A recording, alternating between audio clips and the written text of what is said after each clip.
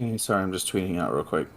10, 9, 8, 7, Okay. 6, 5, 4, Yeah. 3, 2. 2.5. That's going up. 1. Hello, everybody. Welcome to another episode of the Charge Shot Gamescast. I am your host, Ben, aka the Marvelous Iggy. Joining me is the man who loves to count. You could almost say he's related to the count, Justin. My Welcome, buddy. favorite number is 0. Yes. And joining us is Chief Godzillaologist, Tyler. Tyler, welcome. My favorite number is 1 because that's not what I am. No. Okay, no more if self-deprecation going forward. Because if I can't do it, nobody can do it. Okay. Technically, you couldn't do it last year. Well, We agreed. As new incompetent El Chifo here, that is a new institution we're No, putting I'm in. just like respect for keeping it going, but your decree was for 2020, which ironically was a bad decree because that was a bad year, but you did it. Dude, whatever. Yes, I did. Somehow I did. But whatever. We're not here to talk about that, about self-deprecation. We are the Charge Shot Gamescast. We are a weekly video game podcast that is dedicated to talk about the news that the games we've been playing and the news we've been reading. So, let's talk about the games we've been playing. Justin, have you played anything else besides Bloodborne 2? Oh wait, never mind. That's Earth 25. I'm sorry. What have you been playing, Justin? Gross. Um, is Earth 25 where Bloodborne 2 exists? Earth 25 is where Bloodborne 2 exists and you're a hardcore Demon's like Souls player. Okay, that was my My other 3 question. still isn't Gotcha. out. Cool. But probably no Metroid Prime 4. No, that's Earth 36. I want to go to that Earth. Yeah, right. We need which of those alternate versions was a speedster? Go? All of Is that Go? all of them? It's probably I don't remember the lore. I forgot our episode 100 lore. Whatever. Anyway, I have not been playing much. I'm going to jokingly concede my time. No, I'm not actually. I have a few things I want to say up front. Only one of which is game related. So I just want to explain real quick what's going on with the podcast feeds. Like up front here. Because the change already happened. I didn't plan to like put it all out before we even had any like episodes to explain it. But it was really easy to do, so it ended up just kind of happening. Anyway, we have 3 podcast feeds now. And they are the old main feed, which might have auto-updated, but I don't know for sure. I don't think it did. And that is now called Charge Shot Games, which includes this show, as well as Voice of the Vanguard, and any other, like, gaming-related stuff we do, like the interview, like the game developer interviews we've done in the past would be on there, E3 coverage, which, is important to know right now, that kind of thing. Then we've got the Charge Shot Movies feed, which is pretty much every other podcast. Like, there's, the Atomic Shot stuff, mine and Tyler's limited Atomic Shot series, as well as the upcoming Cinema Shot whenever that starts, which is soon, right? Because you guys did record today? We'll have news on that later today at the end of the okay. episode. Cool. And then the last one is just the the Charge Shot Watch-Alongs feed, which is the wrestling stuff that I don't understand, as well as any of our like movie watch-alongs that we've done in the past. The goal of this was kind of to unclutter, because we were getting dangerously close to the 300 episode limit, and with all of the shows on one feed, it was kind of hard to like parse through each show. And at risk of, possibly being discovered less like upfront, as people just expect the one feed to be auto-updated, I thought it would be better in the long run for discoverability for people to be able to just subscribe to what they want and to be able to better navigate what's on those feeds. So like if you don't care about wrestling like me, you probably don't want, a bunch of wrestling watch-alongs in your main feed. If you only care about the Gamescast, now there's a feed that pretty much only has that. Because Voice of the Vanguard kind of, is a seasonal thing. So it's in there because it's gaming related, but it's not like, all the time. So I hope it'll help. If it's a bad idea, I'm sorry, I'll resign. But I thought it would be at least worth the experiment. So we'll see how that goes. But anyway, I wanted to explain that up front before we lose people. And secondly, really the only game I have played this week and not already talked about before, because I'm still playing a bunch of diecast. There's a season a month basically, and the new season just started at 7, so right as we started. So I was trying to get as many games as I could in to get my rank up as high as possible before the season reset. But anyway, the only other game I've been playing that I haven't talked about is I played a little bit of Knockout City, the new hard dodgeball multiplayer type game. Dodgeball Battle Royale. That's it. Yeah. Dodgeball Battle Royale. That was the word I was thinking of. And I went through the tutorial stuff, and it's mechanically very solid. I really enjoyed learning how to play it. Pretty much every button for your aiming and throwing the ball and catching and all that stuff is on the top triggers. So it's just kind of that natural muscle memory of as a ball comes towards you, you hit a trigger and grab it, and then you hit another trigger to throw it back. It has that feel of catch and release with your hands. And then the kind of movement stuff jumping, rolling, that kind of thing is on the face buttons. Dodge, dip, dive, duck, and dodge. Yeah, I think they actually make that joke in the game. But there's also a lot of different ball types and stuff you can do, and of course as the trailer and everything showed, you can roll into a ball yourself so that your teammates can throw you, which is a pretty cool thing. But I have a feeling this game is going to be huge. And it's really fun. But I finished the trading and then actually went into just a free roam game and immediately got bodied. That's what happens. Yeah, that sounds man. right. Yeah. That sounds right. I need a little bit more of a practice mode or something, just against some bots. Because in the training, it's literally just you go from station to station, and it kind of teaches you a mechanic at each station. But there's no free tutorial that I could find. That's just you against bots that you can set the difficulty of and kind of get used to the flow of the game or whatever. I just had to jump into a game with humans, and yeah, it was not easy. So I want to like that game more, but I think I need to play it with friends. So I will report back when I find friends. But friends that play the game. I won't be self-deprecating. I was just making a joke that y'all clearly don't want to play with me. Hey man, I would play if I had time. I haven't downloaded it in Monster Hunter. Excuses. It's not my fault. Another multiplayer game wants to take my attention away when it's hard. I mean, you're oh, Justin, I wish you liked Monster Hunter so we could play together. Well, here's a game we could play together, and you won't. So. I mean, I just have to download it. I'm not against it. Right. I'll actually get the game. Burn. It's free for you. I would pay for it. That's the difference. If it wasn't free, if you were into it, I would get it just to play. There's the difference. Burn. All right. We're all friends. Yeah, for now. But yeah, that it's a really fun game, and I definitely recommend people play it. And if you do, reach out to me and show me the ropes. I will be the ball that you carry, literally carry through the match. I just want to get some games in to get a feel for it better.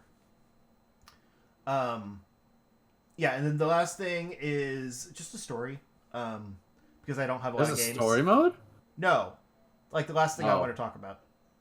Oh, okay. Yeah, it's not gaming. My wife and I took a long weekend because it's it's Memorial Day as we film this. My wife and I took a long weekend and just took a little mini vacation, like our first time like leaving the vicinity of the house really in over a year. Basically since we went to Canada in 2019 and visited Thomas. And for those of you who don't know, I live in Missouri, and pretty much the only thing we're known for is like caves and parks. Like we've got some beautiful caves and parks, and then alcohol. We're like, I don't know about like popularity, but we definitely have like probably the most like breweries, distilleries, wineries in the country. It's just a lot of them like you have to go to the place. Like they don't distribute all over the country like a lot of the bigger names do. But I mean also like we have Budweiser. Like our claim to fame is Budweiser. So, that's I'm just saying like there is still stuff that gets distributed from us, but whatever. They're owned You by have a the German Golden company now. Arches. No one cares about them. Right? The Golden You Arches. have the Golden Arches. Yeah. St. Louis? Arches? The Arch. Yeah. Is it not two? I thought it was called the Arches. You're thinking of McDonald's. Yeah, I was gonna say Okay. that sounds like McDonald's, bro. I'm clearly hungry, apparently. Yeah, I guess so.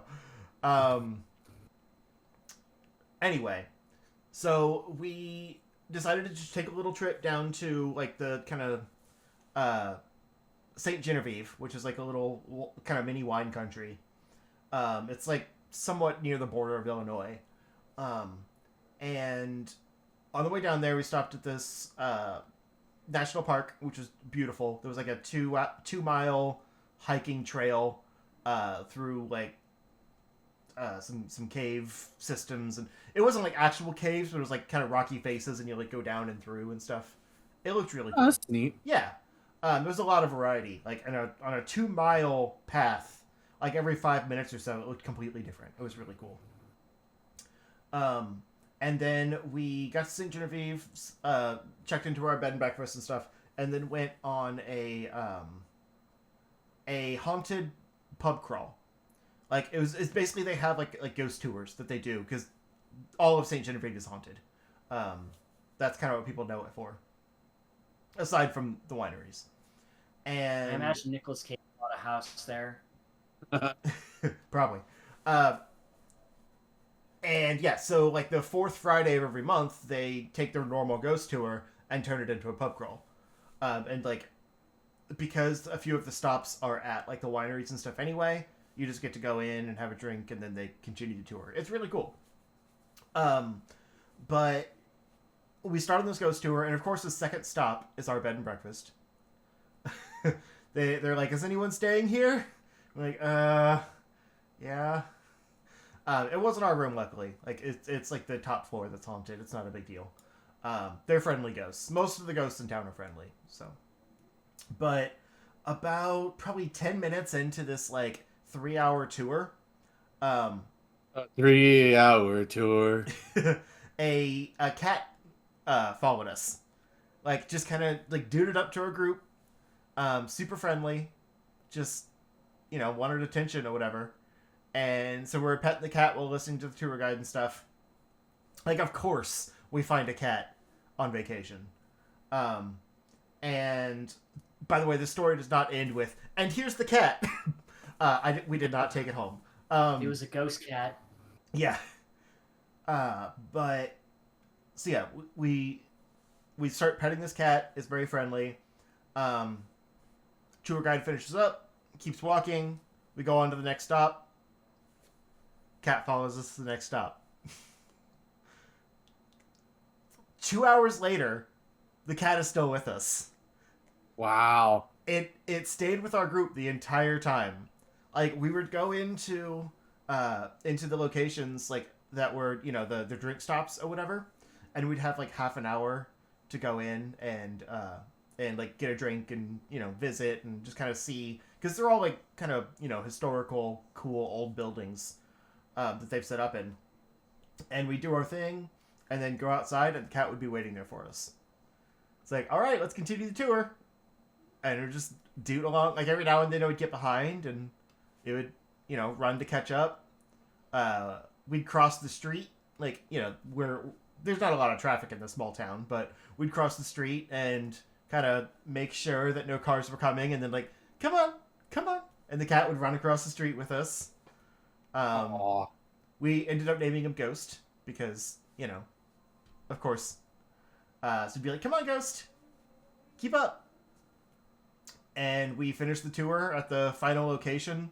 It was basically like, this is the end. You can go in, go into the bar, have a drink, chat, and whenever you're ready, go home. Like, they'll stay open as long as you want. And we went inside, had our drinks, and Ghost, like, hopped up in the window from the outside and was looking in. Like, how dare you? I can't go in there. How dare you? I'm starting to think that this cat was possessed by a ghost. Right? I just want to drink. I just want to drink. Well, that's I'm the thing. thirsty, not drink. This final stop, there was supposedly a ghost that, like, basically lived upstairs, and would kind of mess with because it was a restaurant bar with like a B&B up top, and so the ghost would like kind of mess with people that were staying in the rooms, especially his room, his old room. I mean, like, when he was alive, and his name was Larry. Larry the Ghost, and he wore this flannel shirt that was like his uniform to work every day, basically.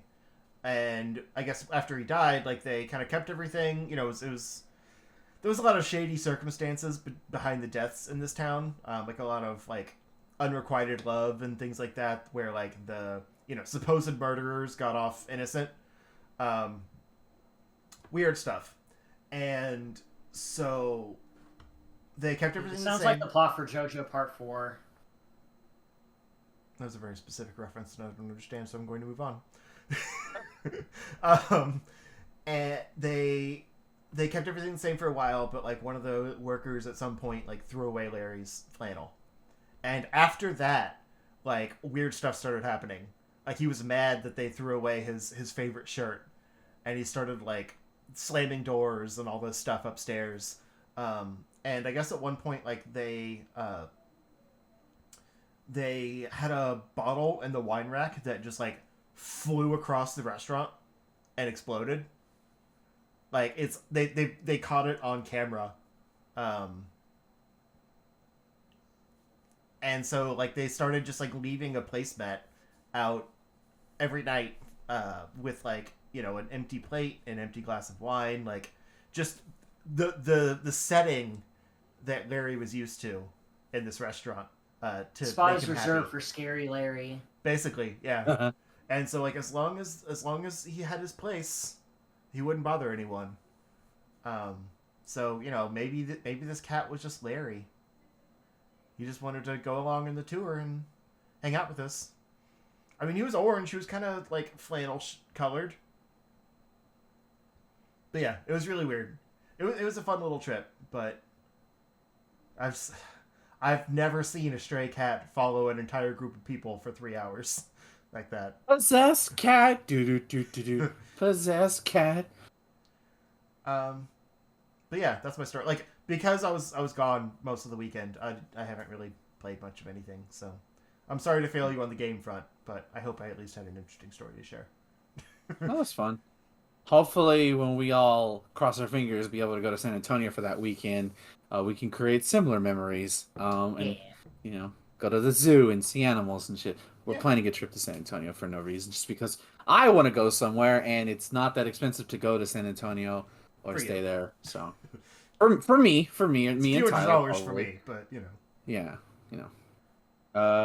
okay. Anything else you want to report on, dude? Is there any wine that you tasted that you would recommend to the peeps who visit Saint Genevieve?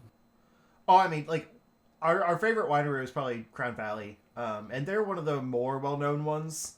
Like, I don't know if they have national distribution, but I see them all over the place.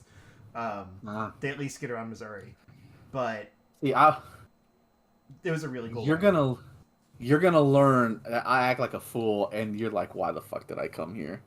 Why is he embarrassing me so much?" Like, with alcohol or without? Without, dude, I don't need alcohol to be an embarrassment. Are you kidding me? Right. I act like a goofball regardless. Dude, No, I mean, same. I remember the few times you have drank around us, and it's embarrassing in other ways. So I didn't know which one you meant. No, I don't drink in public. That's a big no-no. But I will act like a fool and embarrass you. I only drink in just- public. I feel like the opposite is a no-no. Either I'll be like out loud and like amazing, or I'll be like, hey, what's up, guys? What's up? Let's go over there. Let's go see the monkey. You know, very quiet. Guys. Oh, there Yeah, was nice. like one of the stops on the ghost tour was this really cool meadery. Like they make different kinds of mead, which is basically like a kind of a honey wine. And it was a super cool place. It was like this lesbian couple that were like chemists. And so like they just loved like messing with the flavors and like making unique combinations and things. Did they have chemistry though? Yeah, they seem pretty good together. I'm not going to bait you. And yeah, they had all kinds of good varieties. The one I wanted the most wasn't there. It was like a coffee caramel vanilla thing that sounded really good. That sounded like something you would drink. Yeah, but I brought home a growler of their root beer mead, like just basically alcoholic root beer, but it's kind of got that like honey mead flavor to it too. It's super good. That's what I'm drinking now. Honey root beer. That's interesting. Yeah. Or honey alcohol root beer. It's very tasty. Hmm.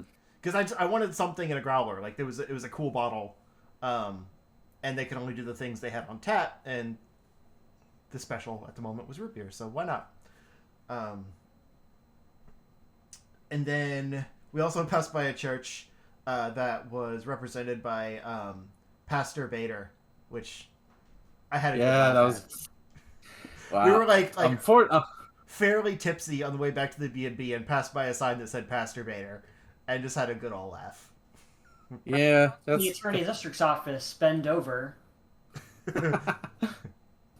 Yeah. that's an unfortunate last. I was showing all Uh, the pictures from the trip to my mom, and she's like, "Why do you have a picture of a church board?"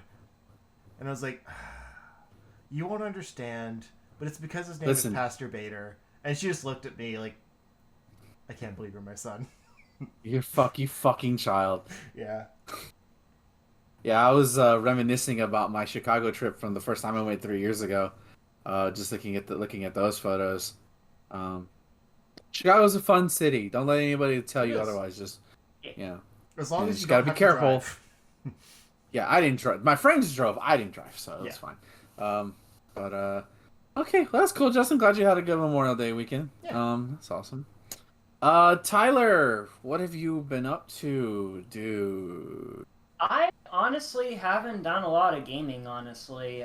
Literally, the only thing that I've been doing this week is grinding on Digimon Story Cyber Sleuth Hacker's Memory. Yes, that is still a long title. They really need to trim that down. All the main party members are now Mega level, aside from one. But the big one is the one that represents me, which was Wargroundmon last week, is now a Gallantmon. I am now officially a Royal Knight of the team. And I didn't stop there because after a bit of grinding with a little trick I found involving 2 pieces of poop that let you level up way faster than normal, I leveled Gallantmon up to Gallantmon Crimson mode, the first Ultra of the entire team. I don't know if you know this, Ben, but you know how Megas are like the big, strong Digimon? Like that's as strong as they can get, right? Well, Pretty there's much, a level. There's a level beyond that in this game. There's a level beyond. Yep. It's called Ultra. It's reserved for big bads like Omnimon, a few. I think Susanoo is one as well. And yeah, that's the first one I've gotten up to. And Crimson mode is pretty fucking powerful, all things considered.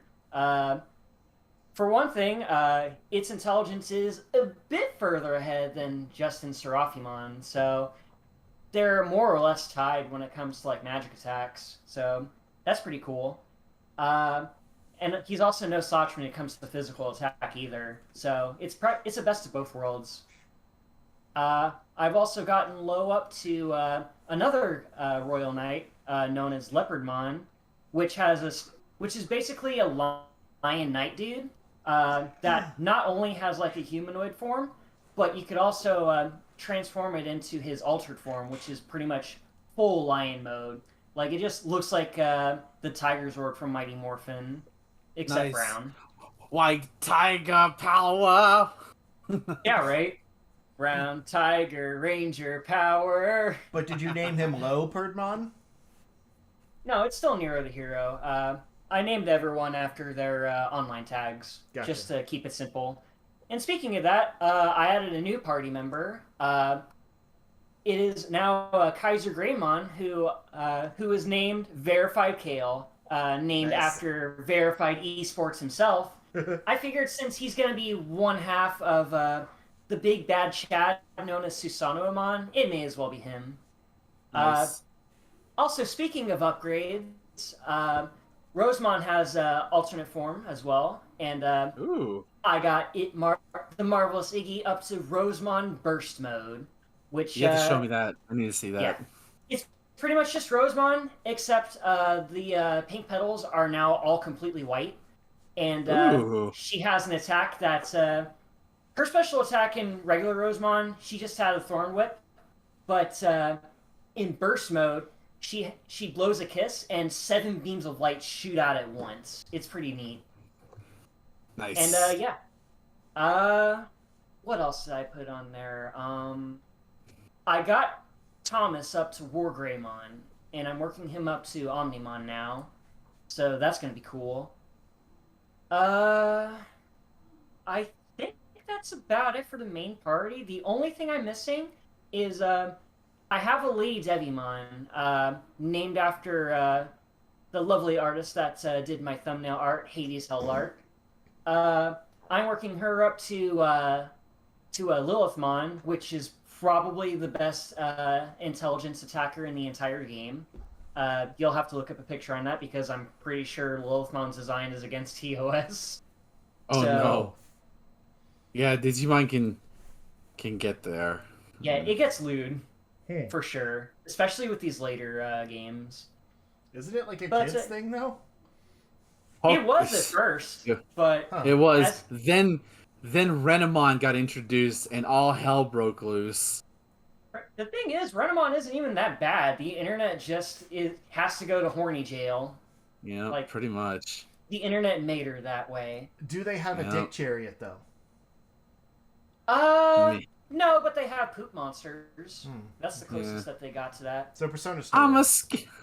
I'm a Scatmon. Do-do-do-do-do-do-do. I'm pretty sure Scatmon is a thing, and It I would probably definitely name it Scatman if that was the case. Oh yeah, that's another thing. The thing that was helping me grind this entire time. You remember Numamon and Sukumon, right, Ben? The poop monster and the little slime ball that throws their shit. There are platinum versions of those dudes, and basically how they work is they have an inherent skill that increases the amount of experience you gain in battles if they participate. So I have them both in battles and just have one of our big Chadmons just deal with fodder, and everyone else in the party just gains a shit ton of experience, literally. And yeah, that's my advice if you want to get into Cyber Sleuth. Get up to Platinum Sukumon or Platinum Numamon, and they'll net you a butt ton of experience. It's ridiculous. Okay. And the I thing did is, just buy the.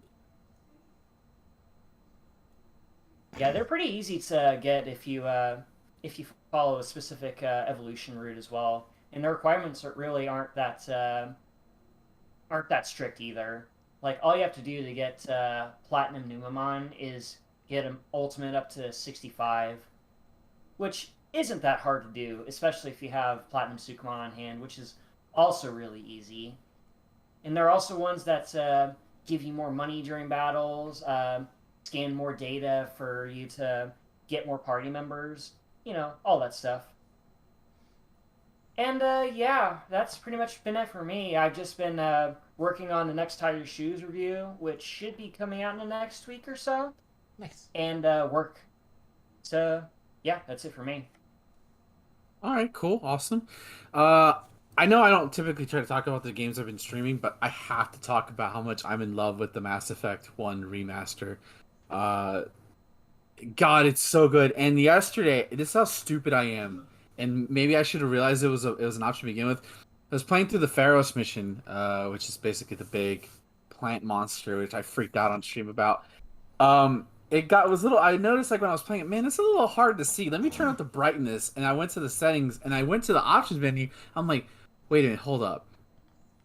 Resolution or frame rate. So I had been running the game at 30 FPS just from the start, not realizing it, thinking, oh, this is fine. It's a game I remember. And I was like, well, let me turn on frame rate because I actually would have liked to have better frame rate than high resolution because my TV is good. It's a good TV. I've had it for 10 years starting this year. Very good TV. But it's 1080p. It's perfectly fine. I don't need super high resolution to notice everything. So I turn on the higher frame rate. Oh my god, Mass Effect 1 in 60 FPS was fucking weird. I was like, good weird. I'm like, what the hell? So now I'm just playing the game like that. It was like literally playing it with 30 FPS wasn't bad by any means. It was like, oh, okay, everything feels normal. I was like, this is nice. But now it feels like I'm playing a whole new game. In all honesty, combine that with the better me shooting. when the PS4 version of Kingdom Hearts came out, and that was boosted up to 60 FPS. Like that was weird at first, and I can't imagine playing the game any other way. Nice, yeah. So it's really cool. I mean, the game was already like there's only so much they could do with the base code. Like the AI is not that great, but God, they did such a great job making the Mass Effect 1 remaster look better and just play better overall. And it's up to you how much you're going to get engaged in the story. Me, I love it, so it's fine. And it's fucking streamed another almost 4.5 hours of that, which I didn't think was possible for me to do. But I don't want to. The only reason I stopped because I was literally nodding off from like tiredness from work. Like it just hit I hit the wall. I'm like, okay, let's stop. I don't want to fall asleep on stream and then wake up at like 3 in the morning in my chair. I'm like, what happened? Oh shit, I've been live this entire time. And say something. Yeah, I was gonna say the Snoop Dogg effect. Yeah, exactly. So Mass Effect is a good fucking remaster, like seriously. My pessimistic mind was like, how is EA gonna fuck this up? And so far, I mean, if it would have fucked up, we would have heard about it by now, through all the various channels. But so far, nothing. People just rave about it, so that's good. Outside of that, I'll confess, I'm turning into a Monster Hunter professional player. I can't stop playing this game. Me and Thomas have been playing it a lot lately. Last week, we officially hit Hunter rank 7, which is like the highest like official rank you can get. You can go beyond that, but in terms of like, that's like the echelon, like you made it to the top of the top. It's such a, like, now we're getting new armors and better weapons, and now we found a way to get money faster, so like, it's just a fun game to play. Like the grind doesn't feel that bad because I'm still whooping ass. Doesn't take that long for me to like, okay, I'm gonna fight this specific monster 3 times. It's fine because I may or may not get something, but I'll get something. And I can use that for other things.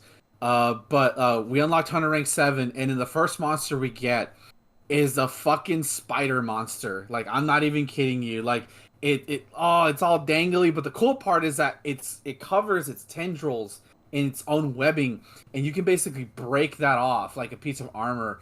And if you're an arachnophobe, you may not want to fight this fight. There's points in the fight where it'll wrap its webbing around its thorax, so it basically has a huge ass, and there's no satisfaction than to like hit it and just have it like deflate like a ball. Like, it's great. The crazy part is I love the sort of like natural. Capcom really does a good job making these things feel like animals for the most part, even though they're like have fire powers or electrical powers or ice powers or stuff like that. Like you'll see throughout the game, it's young throughout certain levels, namely the lava caverns, but it'll fight. It'll have its young with it when it fights. So it'll occasionally throw out its young and then use the young to like drag it towards its position. It's really cool. It's a very visually spectacular fight. Again, if you're an arachnophobe, you may want to like either bear through it or maybe just not do that mission. Now I'm just reminded of Arachnophobic Spider-Man. Every time he sees a spider, he's like, ah! Yeah, exactly. It's pretty much that. Not as quite terrifying, but it's still a cool boss fight. Yeah.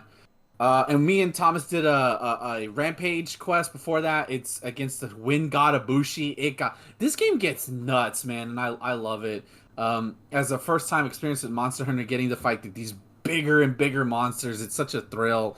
And again, I don't like the rampages solo, but doing them with Thomas or even other people, it's such a fun part. It's so cool. It's basically tower defense, but way more exciting. Besides that, I played a little more Blasphemous. I'm starting to get to the point where like I'm backtracking now, and like, oh, okay, I realize I can get this. Like, early on, I'm gonna tell you this right now. Here's a tip for Blasphemous if you play it. Early on in one of the areas, you can get a key. Or in the beginning area, you'll find there's a room. It says you can't enter without the key of this thing.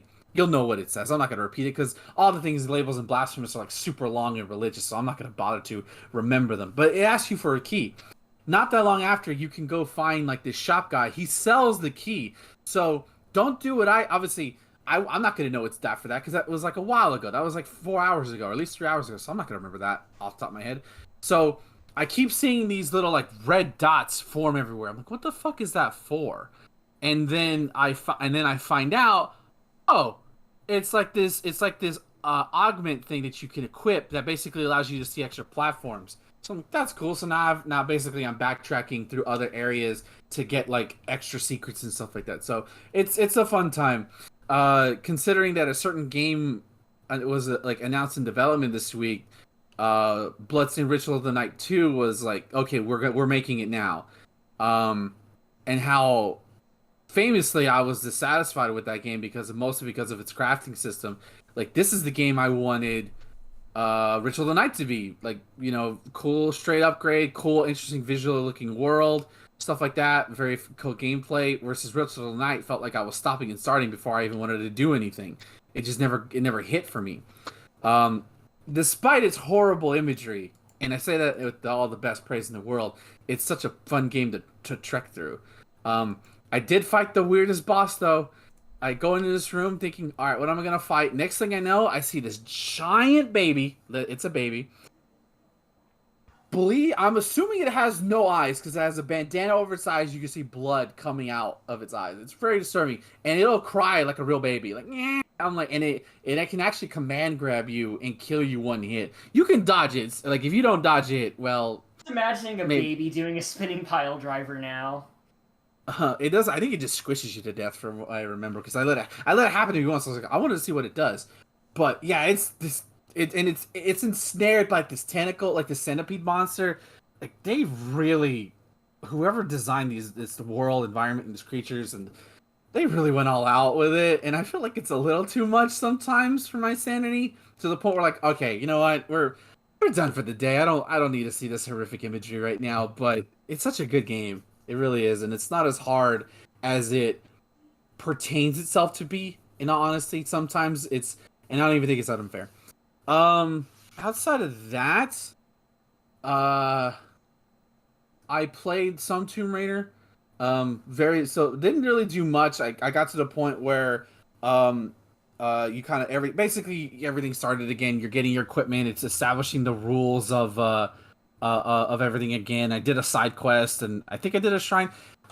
It definitely feels more open. Like, it doesn't feel as... I wouldn't want to say gated is the right word, but like everything feels like much more seamless into the world and how things breathe in. But I didn't really get farther than that, honestly. I don't know if it's maybe because I played the first two back to back, and maybe diving into the third one right away was a mistake. But I just haven't had any motivation to go back to it yet. I tried to do that today, and it just didn't happen. But I blame that on Monster Hunter. Excuse me. I blame that on Monster Hunter. So yeah, that's all I've been trying to think if I've played anything else of note recently. No, that's it for me. I haven't really played much of that outside of that. So I think with that, we're gonna take a break and we're gonna talk about the news, and then we'll be back, dudes. Hold on tight. Boop. All right. You set a clock timer this time? I look at the live thing on Okay. Streamlabs. I just Okay. I'd see the time when I hit it, and then remember a minute from there, basically. Got you. Okay. And yeah, I kind of feel you on Tomb Raider because I've been kind of the same way with Ratchet and Clank. Like Mm. 7 games in, and I'm just kind of ready to be done. But like, there's a Yeah. new, like I'm trying to finish it up for the new one that's coming out. I don't want to burn myself out for that. Is it June, right? Is it June or July? It's It June comes out next 11th. Wow. Wow, why does it have to come out the same? Well, I'm not playing it. I'll be playing Guilty Gear Strive. Dude, same. Okay, you and I are going to play. Tyler, we're going to try to stream that game. I don't know if I'm going to be able to do that, but I'm going to try it. Heck yeah. It doesn't come I'd out the love same to play day some as Guilty Final Gear. Fantasy. It's like a day after, I think. Yeah, Isn't it's it like the it's 10th like and the fucking June apocalypse, man. Yeah, Like, I know. and Heck, I still want to play Power Rangers with you guys. oh, I played Power Rangers. I knew I played Yeah, I something did else. too. I played a bit of it, but I don't think it warranted enough to be newsworthy. Yeah, same with Ratchet and Clank. We're back. Go Power Rangers! Welcome everybody back to the Charge Shot Gamescast. It is the news portion of the show, and we got a packed news show for you tonight. Even though E3 is right around the corner, unfortunately, we have to start with some sad news for Justin because the Metroidvania sequel that he's been waiting for has been officially delayed to the second half of 2021. When it was already been delayed, it was supposed to come out last year, but probably because of the pandemic, and probably because of the pandemic for this reason is why it's delayed. This is coming courtesy of IGN. Axiom Verge has been delayed a second time out of its intended early 2021 release window. It is now scheduled for Q3 2021. As a make good for the second delay, Dev Thomas Happ will release a making of documentary about Axiom Verge online for free. You can watch the full documentary on IGN in the embed. IGN can confirm that IGN Axiom Verge to Slip 2021 was released into quarter 2021. Developer Thomas Happ couldn't share too many details with the delay, but the game will be better for the additional time. Plus, Happ can avoid burnout and crunch by pushing the release date a bit. The newly released documentary was filmed and directed by 2Play Productions, the team behind the Double Fine adventure documentary, among other video game docu-vids. The documentary was originally released on Blu-ray disc, including in the Axiom Verge Multiverse Edition, as well as goddamn ads. Documentary Multiverse Edition was a separate purchase on Steam, and of course it links to the and yeah, so that's kind of unfortunate that Axiom Verge 2, Justin's most anticipated sequel of all time next to Breath of the Wild 2, has been delayed to the second half of this year. Justin, your thoughts? My most anticipated sequel is actually Metroid Prime 4. Oh, the game doesn't exist. Okay, got it. No, Metroid Actually, Prime that one Trilogy actually doesn't that's exist right. allegedly. Metroid Prime 4 does. technically exists. Yeah, that thing does exist. And we better Trilogy get does some not news at exist. E3, but that's beside the point. There's been listings popping up. Just saying. Yeah, I know. This is Get your hopes bummer. up. This is a bummer. Bleh. But Bummer. it's not surprising.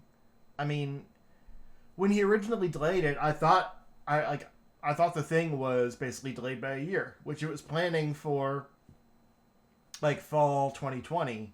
So I was expecting it Q3 2021 already. So when I saw this news about it being delayed, I was like, oh, okay, so now it's coming out when I thought it was anyway. Like, that's fine. Nice. I guess I didn't realize originally that it was delayed until like now, but obviously it's not coming right now. So this isn't surprising to me. Okay, nothing But wrong the with waiting a documentary's little bit cool. longer. I need to watch it still, but it seems cool. Yeah, that is really cool. Tyler, have you played Axiom Verge? I don't know. I have not. I've seen a bit of it, and I do like the idea behind Metroidvanias. I just suck at them, so Axiom Verge I'll probably is very good, give the though. first one a shot. Yeah. Like, I think Yeah, Axiom first Verge one's does really the good. best job at making you feel stronger as you go. Because it's one of those where, like, you will die a lot early on. But by the end, you have so many cool abilities and stuff that, like, actually the final boss wasn't that hard. Oh, okay. So it's kind of neat. I guess I'm just trash then. Either that I didn't explore enough, but I still enjoyed the game regardless. Yeah, I definitely I'm looking forward to it. It's a bit sad, but there's plenty of games to play. Hell, you could probably replay Axiom Verge 1 in time before the second game comes out, which it's not that long of a game. Also, get ready for Nightmare Fuel, the game, on a whole, or at least HR Giger Nightmare Fuel, I should say. There's some brutal bosses, both in design and difficulty. Yes, but yeah, I've kind of been thinking about replaying it, so maybe I'll do that before the new one. All right, so I can't think of a transition to this, so fuck it. Speaking of one spook to another. One spooky game to another, I guess. That works. We're getting a crossover that nobody expected, and that is Dead by Daylight meets Resident Evil. It looks like, from what I understand, Nemesis, Jill Valentine, and Leon S. Kennedy are all coming to Dead by Daylight, the acclaimed horror game where basically you either play as what is isometric? Is that the word, right? No. What's the word I'm looking for? What's the word I'm looking for? That's the Dead by Daylight's gameplay. Asymmetric. Asymmetric. There you go. I knew it was. I was confused what you were trying to get at. Yeah, it's asymmetric game where it's a killer versus 4 survivors. Right, and so now it looks like you can either be. I'm assuming Jill and Leon will be part of the heroes team. Yeah. You can pick them as heroes, and then Nemesis will be killer, a monster you can play. Which that'll be interesting how Nemesis plays in this game. I don't remember if there was any details. I've got my friends play Dead by Daylight a lot, and I play with them sometimes. And so they were detailing all the information that came out from this, like some of the they're also using this new season of content as a major patch opportunity, changing up some of the gameplay and the way nerfing and buffing and all that stuff. So there's some pretty substantial changes coming along with this, but I don't remember all of them. But I don't think they announced the perks and abilities and stuff that Nemesis has yet. At least not in that trailer. That'll be interesting to see. Because the main thing I was seeing, pre announcement of what's actually going to be in this pack, we knew a Resident Evil crossover was coming, but we didn't know who. And so there was people saying I hope it's going to be the Tyrant or Lady D or something a little bit more unique than Nemesis, I even saw people saying Wesker, but that would have been stupid. Is it though? I don't know. The little Quaker dude from Resident Evil 4. Yeah, I was trying to think of what's the the final boss in Resident Evil 4. The big gigantic lobster monster, dude. Right, but the guy. Krauser, yeah, he's. Yeah. Yeah, or he's just a dude in a robe. That's it. He doesn't get scary until you're fighting him in this monster form. I don't know. He's got some weird tentacle stuff going on. Or the dad guy from the second one or whatever. You mean Birkin. 7?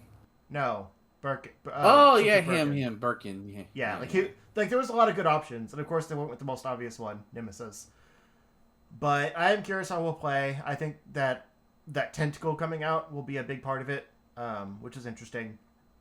But Jill and Leon, they were a shoo-in, of course.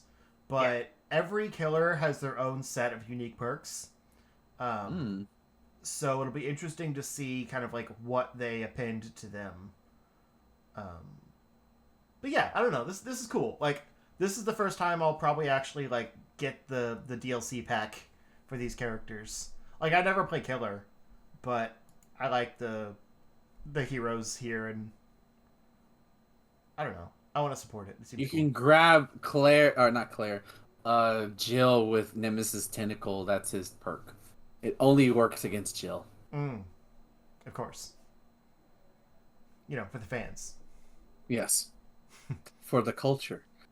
That's really cool. I won't play Dead by Daylight. I've seen it played. It's not my game. Maybe if I'm coerced enough. Maybe if I'm coerced enough to do it, I'll play it. But I would only do it just to play as Jill. That's it. Because Jill is not enough video games, and she's a queen, and she deserves to be treated as such. There's already some good crossovers. They've got some Silent Hill characters in there, and I'm aware. there's Laurie I watch a Strode small from anime shark. Halloween. I watch Ash. I watched a small anime shark girl play it, so I'm aware of all of what's in there.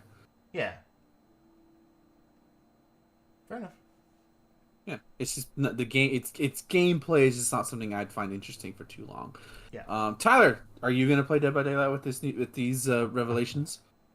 I'll give it a shot if you guys are up for it. This is the kind of game I can only see myself playing with friends.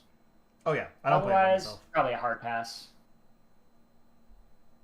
All right, so while one thing starts, it seemingly another thing might be ending, and that might be Masahiro Sakurai's career in video games, but for sure his column in Famitsu. This is coming from Silicon Era. Masahiro Sakurai, the director of games such as Kirby and Super Smash Bros., is reportedly considering early retirement. He's also discussed his plans to end his popular Famitsu column after the release of Super Smash Bros. Ultimate Last Two Fighters. Sakurai stated that he would likely be ending the column this year at the latest. The news comes from Sakurai's Thinking About Video Games column of Famitsu. The Smash Directors column has gained significant popularity since its inception in 2003. It was also collected into a series of books and published independently. Through it, Sakurai has talked about everything video game related, from his decision to not include Rex in Smash to his thoughts on the Cyberpunk 2077 refund controversy. The Smash Director mentions that the thought of retirement came during Golden Week. That is when he began thinking about his life after creating video games. Specifically, Sakurai stated that he has a certain fondness towards the idea of early retirement. Everything must come to an end at some point. Sakurai stated at the most recent column he feels it's okay to work as hard as I can right now while I can, even if it makes me very busy. Back in 2020, Sakurai also nearly suffered a major injury due to exhaustion and dehydration. Regarding his personal Famitsu column, Sakurai stated that he is thinking of ending it after all Super Smash Bros. Ultimate DLC releases. 2 more fighters slated to release, and the column will likely end within the year. After their release, additionally, he clarifies that the end of his column doesn't mean he won't be invited in game-related work in the future. So, Masahiro Sakurai considering early retirement.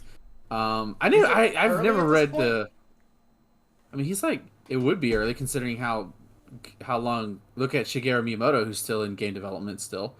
Yeah. He's only like 40 something. That would be considered early. No, Yeah. he's older than that. He's like he's either in his mid to late 40s or his 50s. He just looks really young.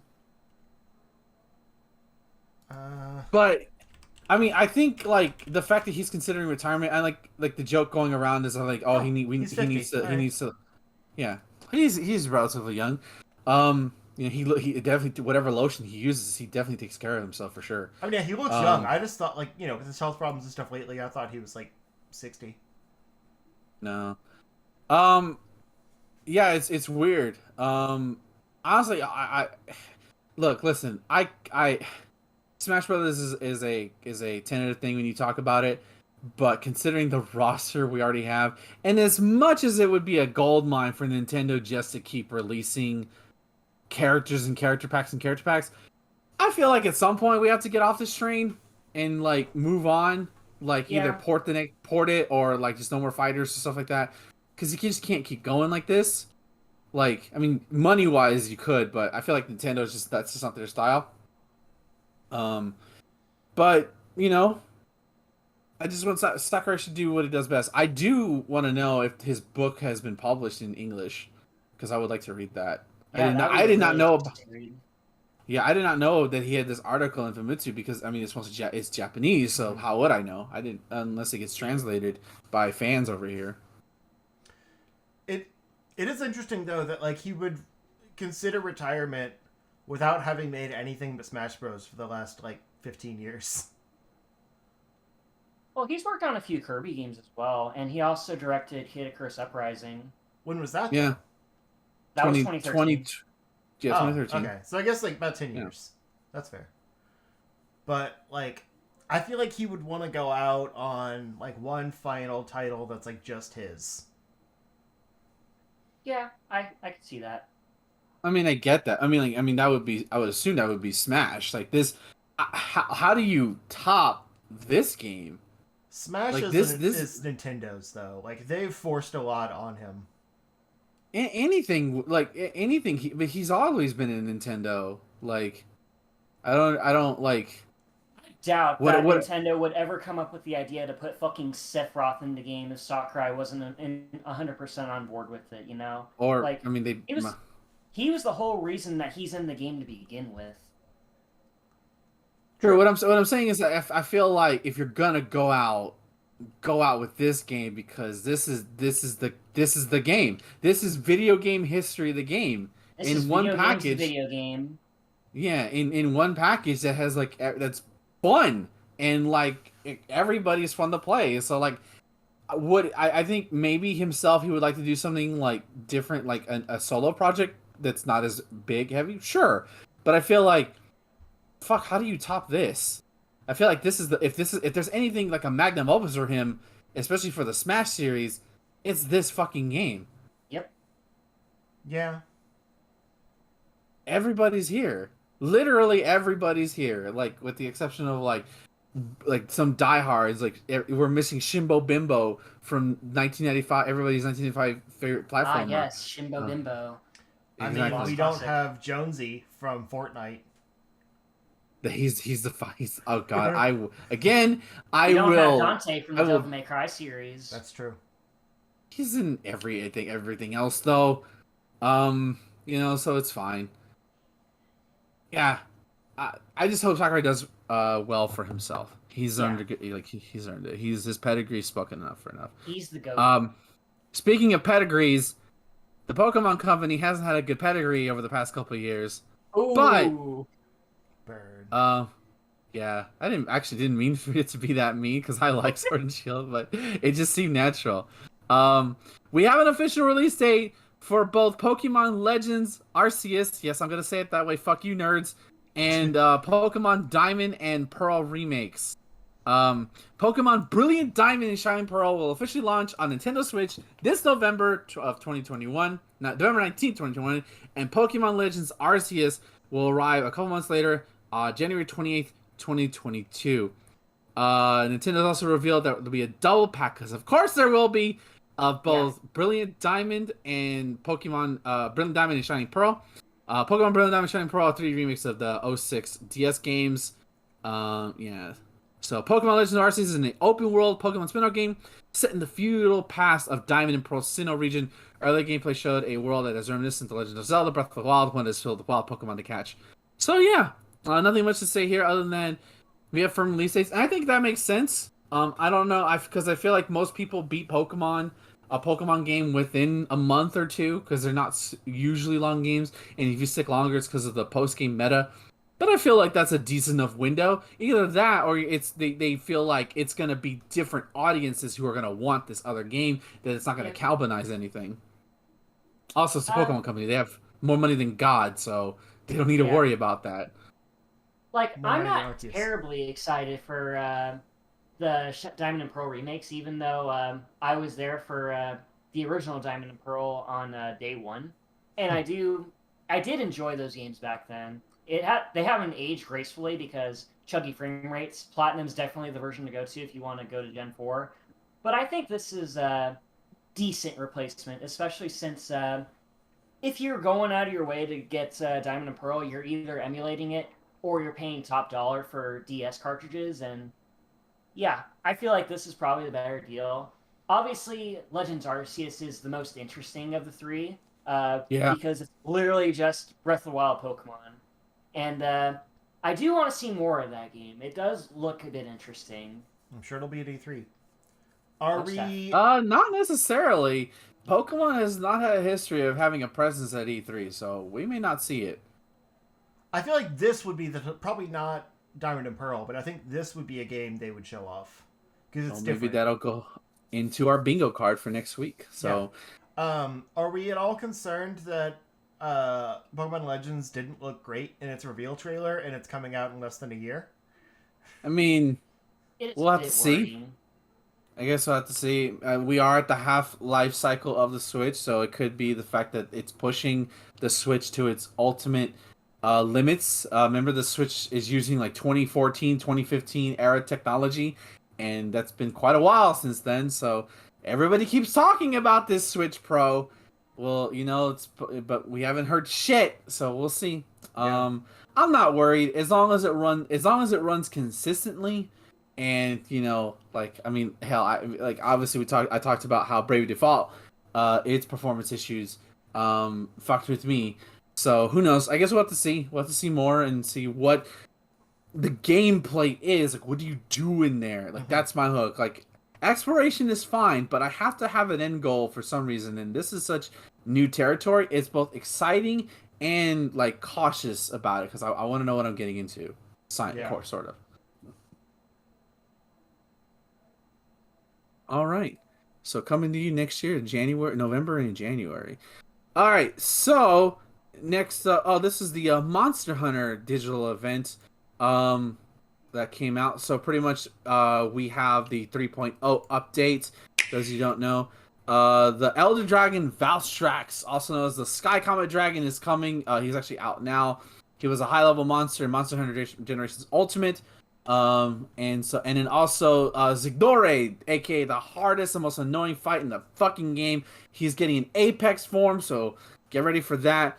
Monster Hunter Rise version 3.0 also adds regular quests for Apex Rathalos, Apex Diablos, and Apex Xignori to be fought outside of Rampage. Expect more monsters besides just Crimson Glow, Valstrax, and Apex Xignori, though, as the Telltale, etc. was spotted on the update slides. The previous update included the prize edition of the Hunter World's Basil Geese, which I just ran into that monster today. Oh my god, what the fuck?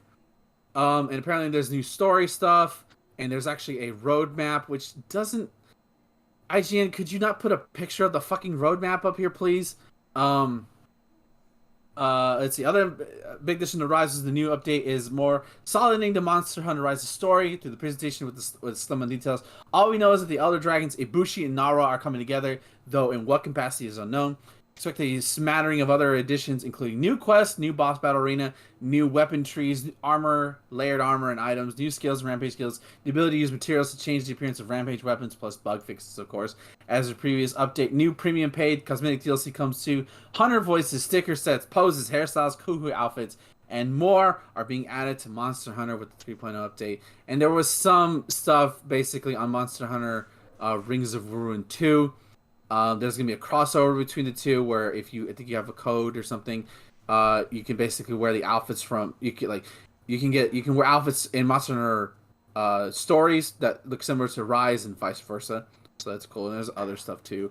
Um, so yeah, I know you guys don't care about Monster. I know you don't care about Monster Hunter in general, but what about Monster Hunter stories too? I don't know. I never played the first one. Oh, by the way, I have a picture of the roadmap up.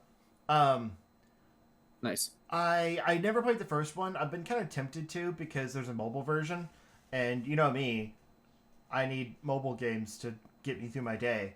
So I thought about grabbing that and playing it just to see, because I assume it's the same game. It's just with touch controls and stuff. Like it's still a paid title and everything, but I don't. I feel like I wouldn't get attached to it even if it's a good RPG because I just don't understand the Monster Hunter lore, which is really what's like driving the game. I'm sure they would explain the lore in the game. Yeah,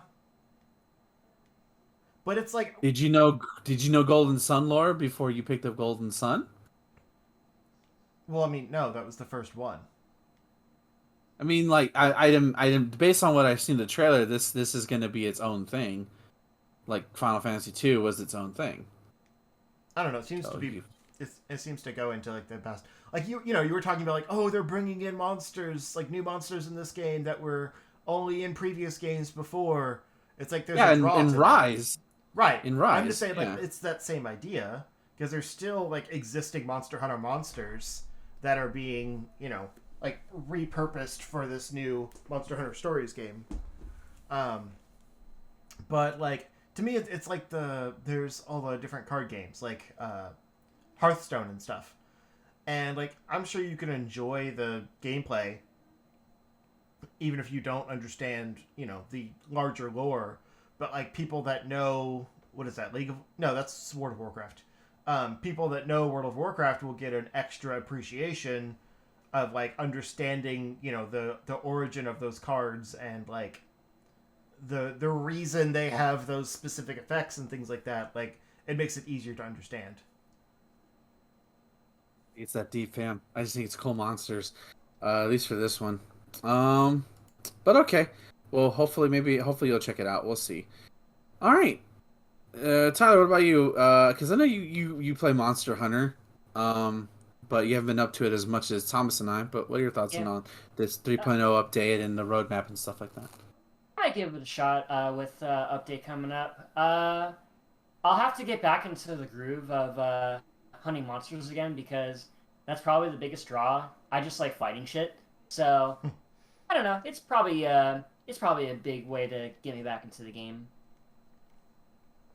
Yeah, I like it just because it feels like now that I'm to the point where like I'm technically caught up, so like now it'll just become a seasonal game where like okay, new content's out, let's go play it and go back to it versus like how it's kind of like I need to play it constantly. So at some point I'll put it down, but that's cool that Capcom is still going through it.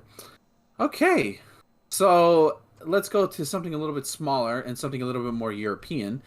Berserk Boy is a Sega Mega Drive inspired platformer coming in 2022. It's announced for PC, Nintendo Switch, PS4, PS5, Xbox One, and the Xbox Series line. It's coming in Q4 2022.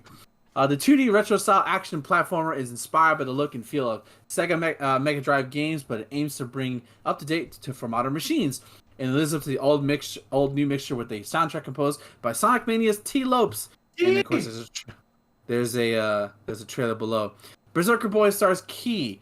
I'm gonna say K, a hero who can absorb the power of 5 elements: lightning, fire, air, and ice. Where's water? What the fuck? Using them to change forms and gain new abilities. Not unlike Mega Man, the platformers come out with 2D action and build fluid combos, which will allow each elemental form to use a special attack. Debut developer Berserk Boy Games also promises ability upgrades, alternate paths, hidden collectibles, and more. The team also promises an authentic-looking, retro-inspired game. Getting the aesthetic right is absolutely paramount as a team from any player feedback we've had so far. We believe we're on the track for capturing that old-school Sega vibe, says studio founder Zu Ethisman. We want to nail the feel so it's satisfying to play and strike the right balance between fun and challenge. It's important for players to combine it. And then, of course, there's some screenshots going through here. And I won't lie, it definitely looks better than a Mega Drive game, that's for sure. But I definitely get the vibe that they're going for. It's like what if Sega made Mega Man? And I get if that's their goal. Sega Man. Wow, there's even Man. I jokingly made the Mega Man comparison, but there's even a fucking level here that looks like Flame Literally Mammoth's stage. It looks like the highway stage from Mega Man X. Yeah. No, not even that. Like, there's one that looks like Flame Mammoth's stage background. And I see Storm Eagle's ship as well. Wow. Okay, guys. Maybe you're hitting a little too close. No, I don't even care. This looks dope. Yeah, it looks cool. Does. I'll have to see how it plays. We could always use more indie darlings. Yeah, cool. We could always shine a spotlight on more indie titles. So, yeah, it looks cool. I'll say that. I'm interested to see how it plays when it comes out next year. I'm hard up for solid like Mega Man clones since Mighty Number 9 was a big stinking turd of nothing. Yeah, I was gonna say if this turns out better than Mighty Number 9, then that's an A-okay in my book. Yeah. Yeah. I'm also a That's sucker cool. for Genesis style games anyway, so this is right up my alley. All right. So, speaking of stuff that's right up our alley, Unreal Engine 5 is available now. It's available now in early access, and now there's a tech demo. And it is according to IGN to showcase some new enhancements. Epic revealed new tech demo called Valley the Ancient. Valley the Ancient. Developers and anyone with a free Unreal Engine account will be able to modify and test as part of the Unreal Engine 5 early access. And there's a whole trailer through here as I'm trying to talk to this ad as it plays, but I don't know how successful I will be at doing that. But who knows? Maybe it'll be over by the time I shut the fuck up. Epic revealed first look at the Unreal Engine 5 last year with a real-time tech demo called Luminin in the Land of Nanite. The fully playable demo showcased two key features Lumens, a dynamic global illumination tool, and Nanite, which let artists import film industry quality art into Unreal Engine. There's also MetaHuman Creator, Epic's advanced creator creation tool, and it kind of goes into like a deep dive into like it really breaks it down, and the fact that this is the precipice of something that will become standard and replace Unreal Engine 4 is pretty mind-boggling. Just even going through some of the clips in this and seeing some of the tools how it works, it's really cool. And if you're somebody who's curious about game development, I highly recommend you checking this out. It looks really cool. There's a lot of really cool things that Unreal is doing. Like I don't remember if I talked about it on the show, but I did play around a little bit with the MetaHuman Creator. It was in beta access, and you could like request a key or whatever, and you only got an hour in it, and it's still fairly limited as far as what you can actually make. Like the hairstyles and stuff are pretty limited, but I made a pretty legit looking low because he was the only one of us that like I could kind of get right with the tools available.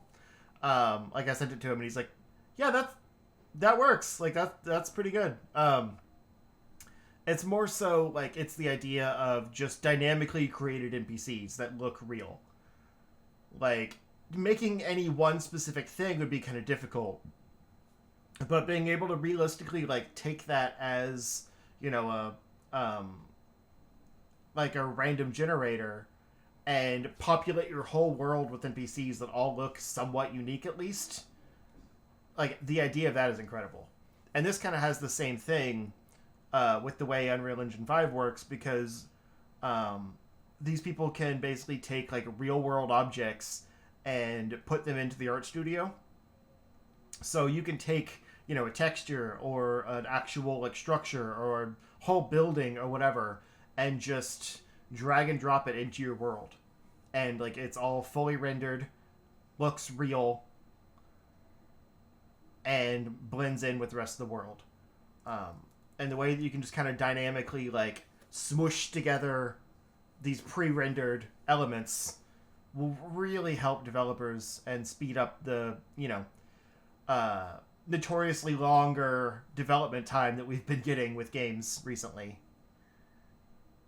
So I think that's really cool. And especially when it bakes in a lot of the lighting and the shadows and things like that already into the engine. Yeah. Really cool stuff.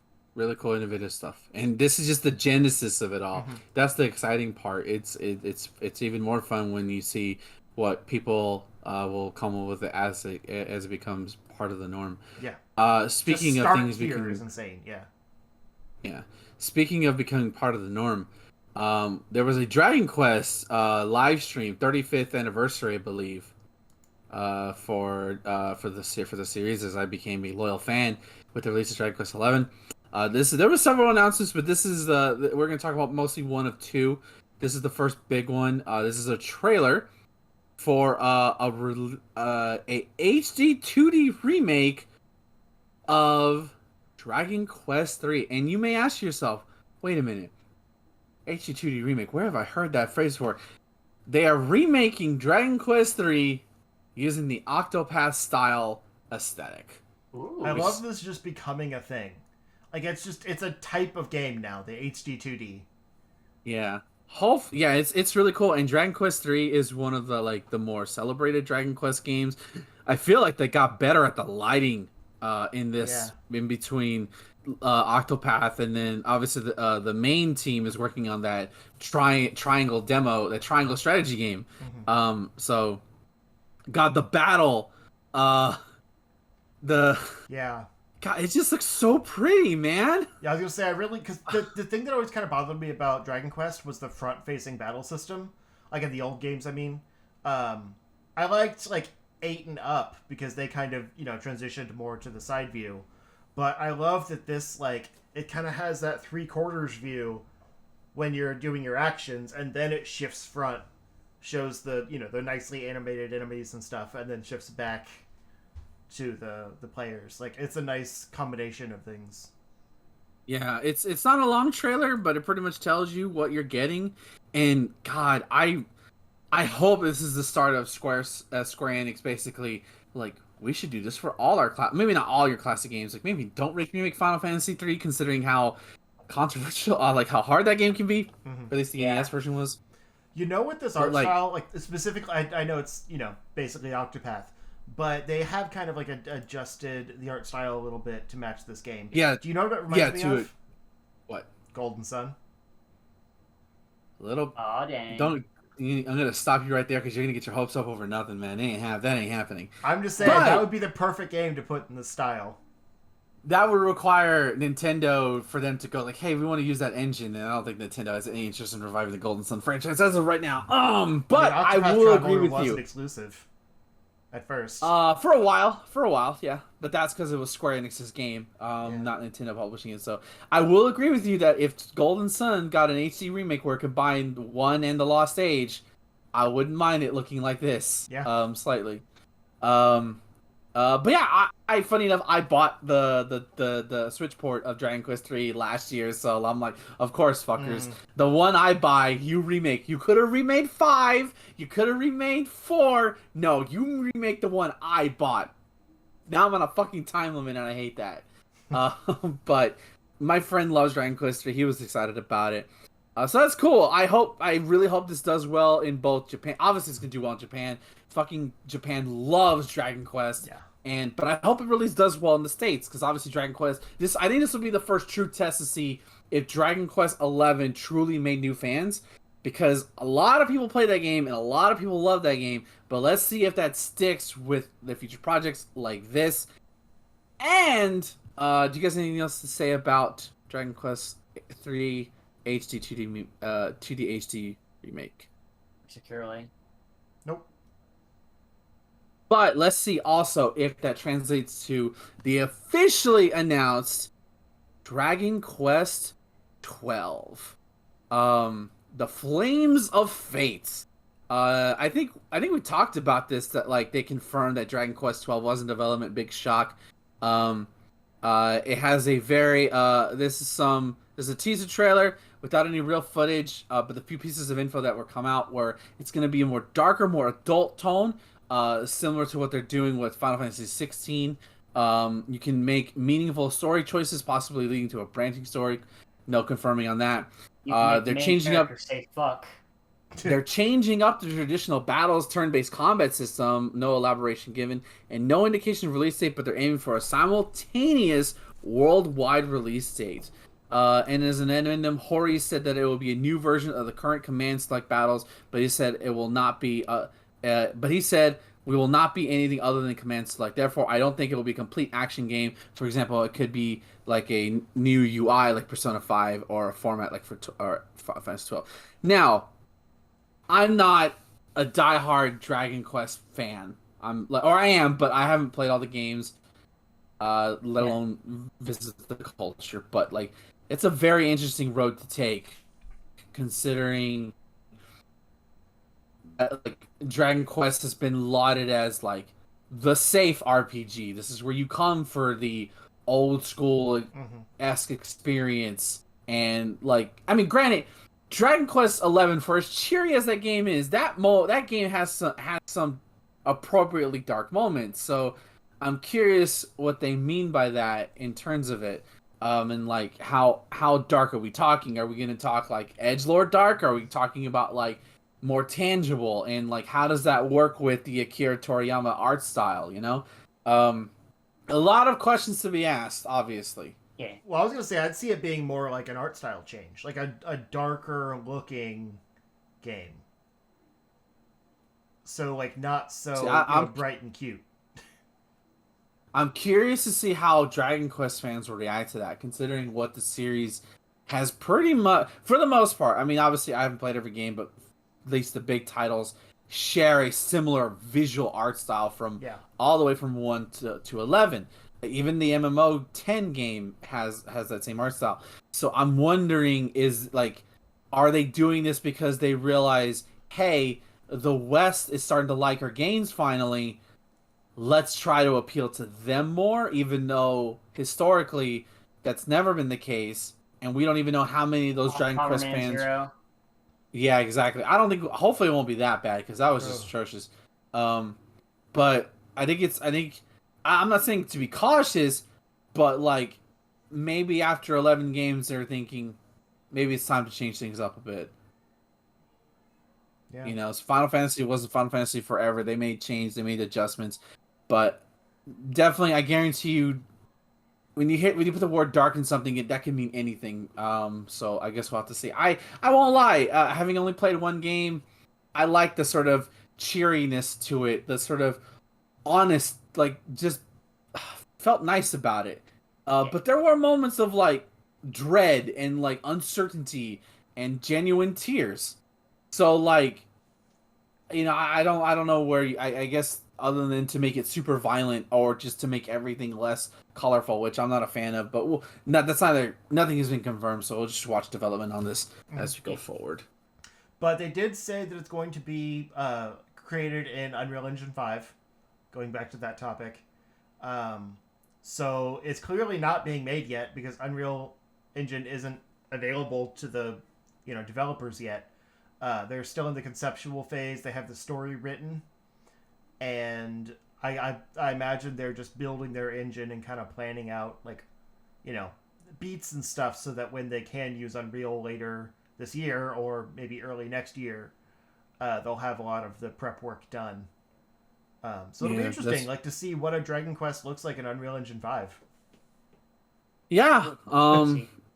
Yeah, I hope it doesn't lose the Akira Toriyama aesthetic because that's the game's identity visually. Yeah. Like that's a huge. If they would change that, that's a huge change. Mm-hmm. All right. Let's move on. As Nintendo is going esports? ? Nintendo is bringing Super Smash Bros., Splatoon, and Mario Kart 8 to high school esports with new partnership, only for high school teachers to take away their students' Nintendo Switches and send them to detention. Nintendo announced that it will be investing in varsity esports with Super Smash Bros. Ultimate Splatoon 2, set to join popular games like Rocket League and Madden in the high school competitions in fall of 2021.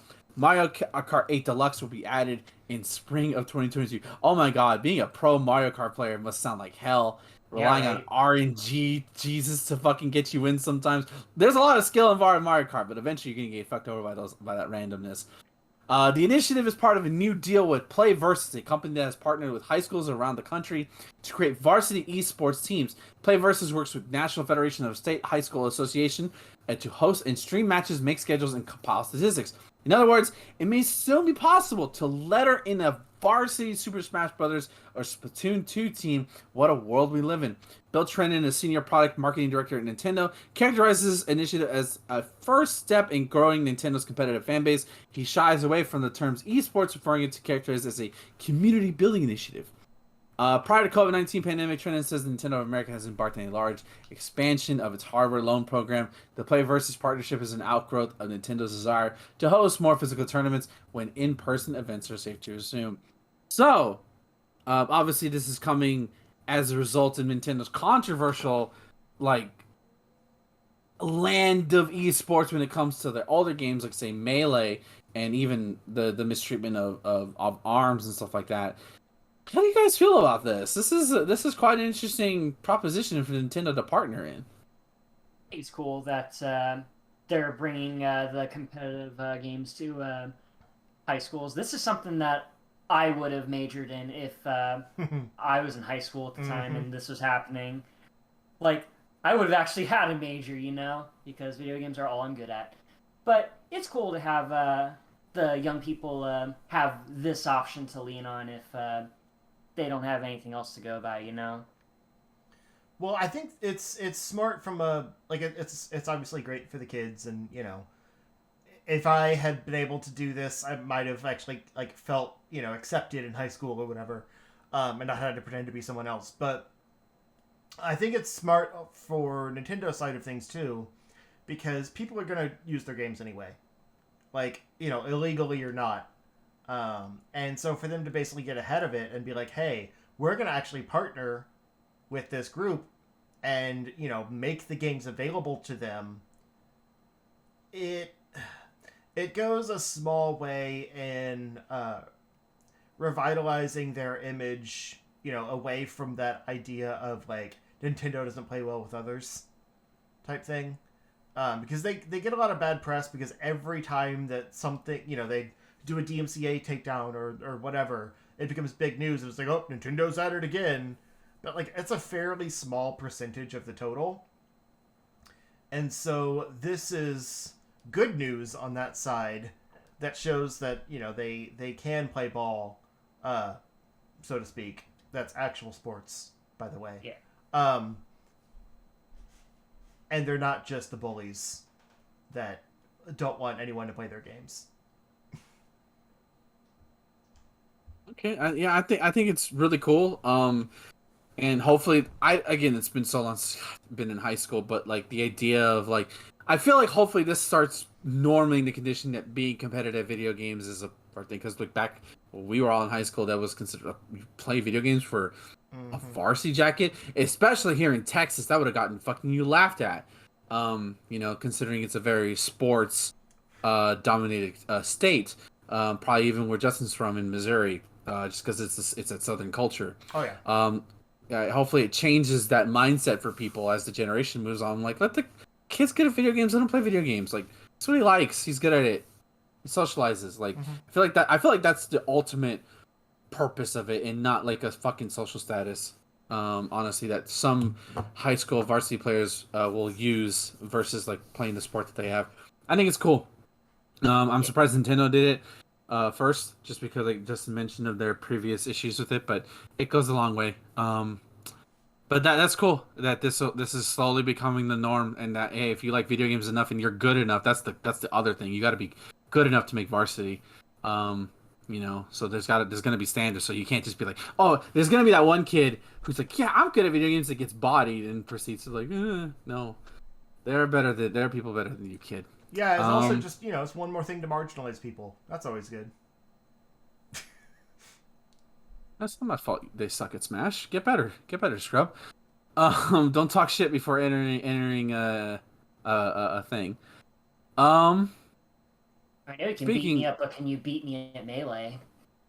Yeah. So instead of Nintendo being the bad guy this time, Sony is once again the bad guy when it comes to crossplay. Borderlands 3 was ready to allow full crossplay support, but PlayStation pulled that support. PlayStation pulled support for it. And Borderlands 3 has prepared an update that theoretically enables full crossplay across all platforms, but Gearbox has been told to remove crossplay support for PS4 and PS5. Gearbox today, I'm not saying that fucker's name, explaining that there was good and bad news for Borderlands players. Borderlands 3 players explained that the publisher had required the removal of PlayStation platform from crossplay support. The publisher in this instance would be 2K Games, but it's not clear if the decision is for 2K or Sony. We know that Sony requires Epic to pay for Fortnite's crossplay. It's possible that 2K has been unwilling to pay for the same privilege. It's also not clear whether this simply is a certification issue, and that the feature could be re-added down the line if contacting both companies for comment. Borderlands 3 already supports crossplay between console generations, Xbox Series X and Xbox One. Players can perform... God damn it. Players... can play together, for example, but inter-platform play is impossible. Fans have been asking for the feature since before the game came out. It seems we've come close. It's not clear if Gearbox will release the Xbox PC crossplay, despite PlayStation being dropped. Sony has historically been resistant to allow multiplayer between its player on its consoles and those on Xbox, PC, and Nintendo platforms. But that sense, softened in recent years to the likes of Rocket League, Fortnite, and Call of Duty, all now allowing platform agnostic multiplayer. So,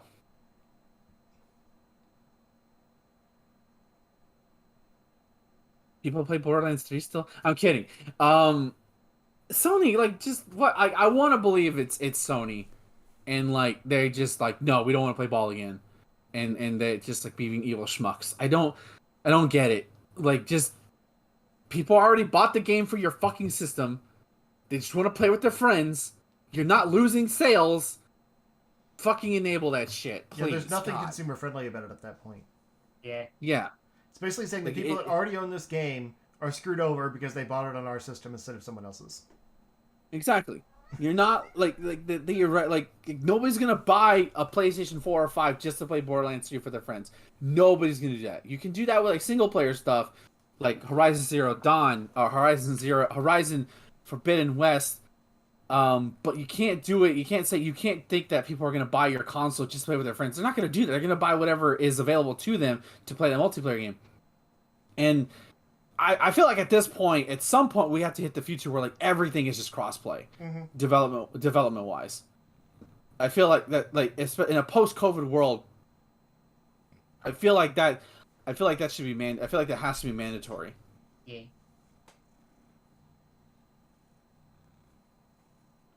As Justin pets his cat. All right. Sorry, so, yeah, I'm too far away from the mic to. Sony basically being the bad guy again. Like I don't like Borderlands at all, or you know, the person in charge, but I still think it's pretty shitty. Randy Pitchfork. Yeah, I'm not gonna say that guy's name. All right. So, in other news, Sega had their first official Sonic Central this past week, which sort of they're basically everybody just, you know, basically they're sort of Nintendo S Direct. You know, you have State of Play, and now you have Sonic Central. I wonder if Microsoft will follow shortly by. So yeah, this pretty much this is everything announced. So pretty much the big thing is that the first thing that we talked about a couple weeks ago, that there is a full remaster of Sonic Colors coming. It is coming this September, Yes. and it'll be on PS4, Xbox One, Nintendo Switch, and PC on the Epic Game Store. Sorry, Steam users, you gotta wait a little bit longer. It's developed by Blind Squirrel Entertainment, the same people who did the Mass Effect Legendary Edition.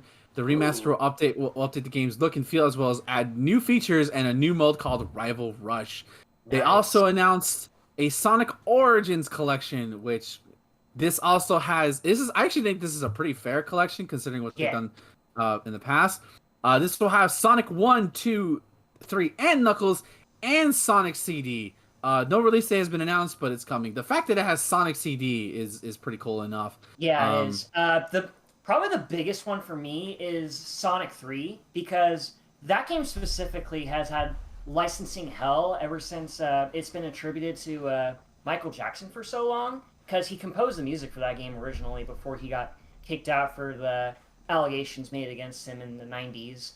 And ever since then, we haven't had too many re-releases of Sonic 3, so it's really cool that we're actually getting that game on modern consoles now. In Yeah, you one can't screen, even- no less. Yeah, you can't even play it on the Sega Genesis Greatest Hits thing. It's not on there. Only Sonic 1 and 2 are. The only way I think you could play it technically is on a PC through the that Mega Hits, but that's it really, which is a fine version. The fact that this is technically one of the first times you're going to get Sonic 3 and Knuckles complete is pretty cool. My all-time favorite game, by the way. Also coming is coming with Sonic Colors. There are going to be a couple of animated shorts of Sonic Colors, full-on animated shorts, a 2-part animated series featuring Roger Craig Smith returning as the voice of Sonic. So that's cool. He was gone and now he's back. So awesome! Welcome back, Roger. That's super cool. So do you think the implication is he's just doing those shorts because he's the voice for Sonic Colors, and they're still also bringing in a new Sonic? Well, I think- mean, when they I think we're- re-released the Sonic Adventure games on Xbox 360 and 360, they already had the new voice cast on board for the new games, but they didn't bother redubbing those games. Like, you still hear Ryan Drummond as Sonic in those games. Right. So it's not really a matter of changing voice cast for the game at all. No, I'm saying, like, you know, there's other Sonic stuff coming too. So do you think we'll still have a new voice for those, and he'll just do the Colors stuff? Yes. Probably. Or that he's back, and he'll also be in the new games? I think he's gone. Okay. I think he'll just maybe do a couple like color stuff and then that's it. Yeah. That's probably But also Sonic will be available in a game called 2.0 Two Point Hospital, where you can basically be a doctor as Sonic the Hedgehog and have Knuckles costumes and Tails costumes and all sorts of Sonic memorabilia while treating patients in the hospital. Gotta say fast. Sega announced that the Epic Games Store will see the release of Sonic Mania on June 24th. PlayStation Now will receive Sonic Forces, Sonic Mania, and Team Sonic Racing on June 1st. And Amazon Luna, what the fuck is Amazon Luna? We'll get It's the Sonic Amazon Cloud Mania. Gaming service. What the fuck? Yep. And they did announce we did have a little bit of information. We had Joe Kelly from the Man of Action team talking about Sonic Prime for Netflix. And basically offered a short update revealing it will be a 24 episode series where Sonic must what else save the universe. Sonic Prime will premiere on Netflix sometime in 2022. But the big thing that was announced, we got our official tease for the next game from Sonic Team. It wasn't much. It's pretty much a teaser. We don't have a name, even though there's been leaks going to it. I will not address the leaks just because I don't want to believe them until we hear. But pretty much all we have is a Sonic running through a forest. When I saw this like kind of playing on Twitter, I thought this was the Colors remake, but it's not. And but Sonic looks a little like there's something forming around him, and he bursts new visual flair. And It's like we some see digital this effects kind of. Yeah, exactly. And in this weird logo, which looks like Zap, according to some people, and it just says 2022. So we have a supposed Sonic game in the work, a big 3. I'm assuming this is going to be the big 3D Sonic game for next year. Yep. So, I got high hopes for this one. Even though it's going to be like the first main Sonic game for like the new generation, they've definitely learned their mistakes from Sonic 06. Don't pump out a new Sonic game for a new generation, I hope they really take their time with this, in all honesty. The trailer is promising enough. There isn't much of it. What I do get out of this trailer, though, is that they kind of adapt the blue energy stuff that Sonic does in the movie. So it's probably something that they're going to adapt in the main series. I know what you're talking about. Yeah, at the very end of the movie, he gets this blue shit and turns Super Saiyan. Yeah. I think it'd be cool if they brought in like kind of the time displacement stuff from the movie, like how he kind of slows down and stops time. Could be a thing. I mean, Sonic is the fastest thing alive, so being in his perspective and seeing everything move slow as ass would make sense. Yeah. And it would help with some of the, the game moves too fast and it's hard to keep track of what's going on if there was like a slowdown button. Yeah, it would especially help if you're playing the daytime stages in Sonic Unleashed, for example, where you go super fucking fast to the point where you just run into everything or like fall off pits or whatever. Is Sonic Colors worth picking up? Absolutely. Yeah, it's not a long game, but it's definitely a fun Sonic game. Like it doesn't have the weirdness 3D that the 3D games have. It's mostly a 2D game in all honesty, but it's a good 2D game. It's a really good return to form for Sonic because this came after the dark times of Sonic 06. Sonic Unleashed took a step in the right direction, but it also made the Werehog step, which is kind of a misstep in most people's eyes. Yeah. But yeah, if you're gonna go for Sonic Colors, either play it on the original Wii or wait for the remaster, because I imagine that it's gonna look dang pretty. Yeah, I'm not playing it on the Wii. Yeah, I have it for Wii and Wii U. That's how I first played it. It's a really fun game. Again, it's not super long. It's a Sonic game, so it's not going to be. It's not like it's probably in terms of 3D Sonic efforts. It's probably the shortest, but it's definitely quality over quantity. That's for sure. Yes. And I'm interested to see what extra bonus content that they add for this new game. Yeah, Sonic Colors is definitely good. I'm cautiously optimistic for Sonic or this new Sonic game just because the last couple of times Sonic Team actually hasn't been hitting it out of the water. No. Look at Forces. So like I'm Sonic gonna be cautious. Yeah, Lost World. I mean, Lost World was fine. It was okay. It wasn't terrible, but definitely not like the step you wanted to take after Generations. Yeah. Lost World wanted to be Mario Galaxy. I don't think. See, you say that, but I don't like visually. Yeah, but gameplay wise, I don't think so at all. Yeah, it's way different. Yeah, I just think they wanted to do something different with Sonic, and they probably took inspiration. But I would say like copying Galaxy is a stretch. Yeah, different doesn't always equate to good though, and they definitely learned that when they were making Forces, for better or for worse. Yeah, Forces just played it too safe, so we'll see. I like Lost World for what it is. It's not a terrible game. I think it's unique, but I think the problem is they try to reinvent the wheel. So hopefully they don't try to reinvent the wheel and they just like, hey, this is what people like. By the way, Sonic Generations is officially 10 years old, so feel old already, kids. We're It's been a generation since Sonic Generations. nice. Yeah. Game is so, and the game is still ass on PC because it's not optimized at all. Anyways, Yep, that's where I have it. Haven't played very much of it. yeah, it's a good game though. You should. Let's move on to a name change. Dying Light 2 has gets a new title and a release date. It's officially been titled Dying Light 2: Stay Human, and will now be released on December 7th, 2021 for both the PS5, PS4, Xbox Series X and S, Xbox One, and PC. And then, of course, we have a gameplay trailer that's over 7 minutes long. It goes over some of the features of it. I don't care about Dying Light, but I think Justin does. I mean, I liked the first one. Like, me and Thomas streamed through most of it. I wanted to get back to it, but we just never had time. And it's a really cool universe.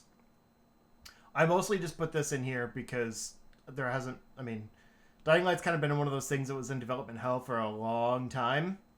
And we finally started getting some information, so I just want to, like, you know, keep the train going. Because it should be good, and I don't want it to get forgotten. That's really it. Like, All right, moving on. yeah. Sorry, Dying Light 2, everybody. Let's move on. Yeah, it's not dead. We swear to God, it's not like Darkstalkers. Darkstalkers is not dead.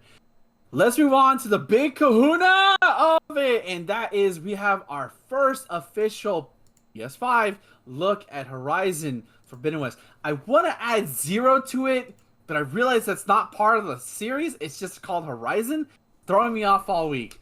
So, it's Horizon Forbidden West, the much anticipated sequel to Horizon Zero Dawn, the game that I famously tried to run on my PC, on my previous PC, and failed. So, I saw this. It's a 13-minute gameplay demo.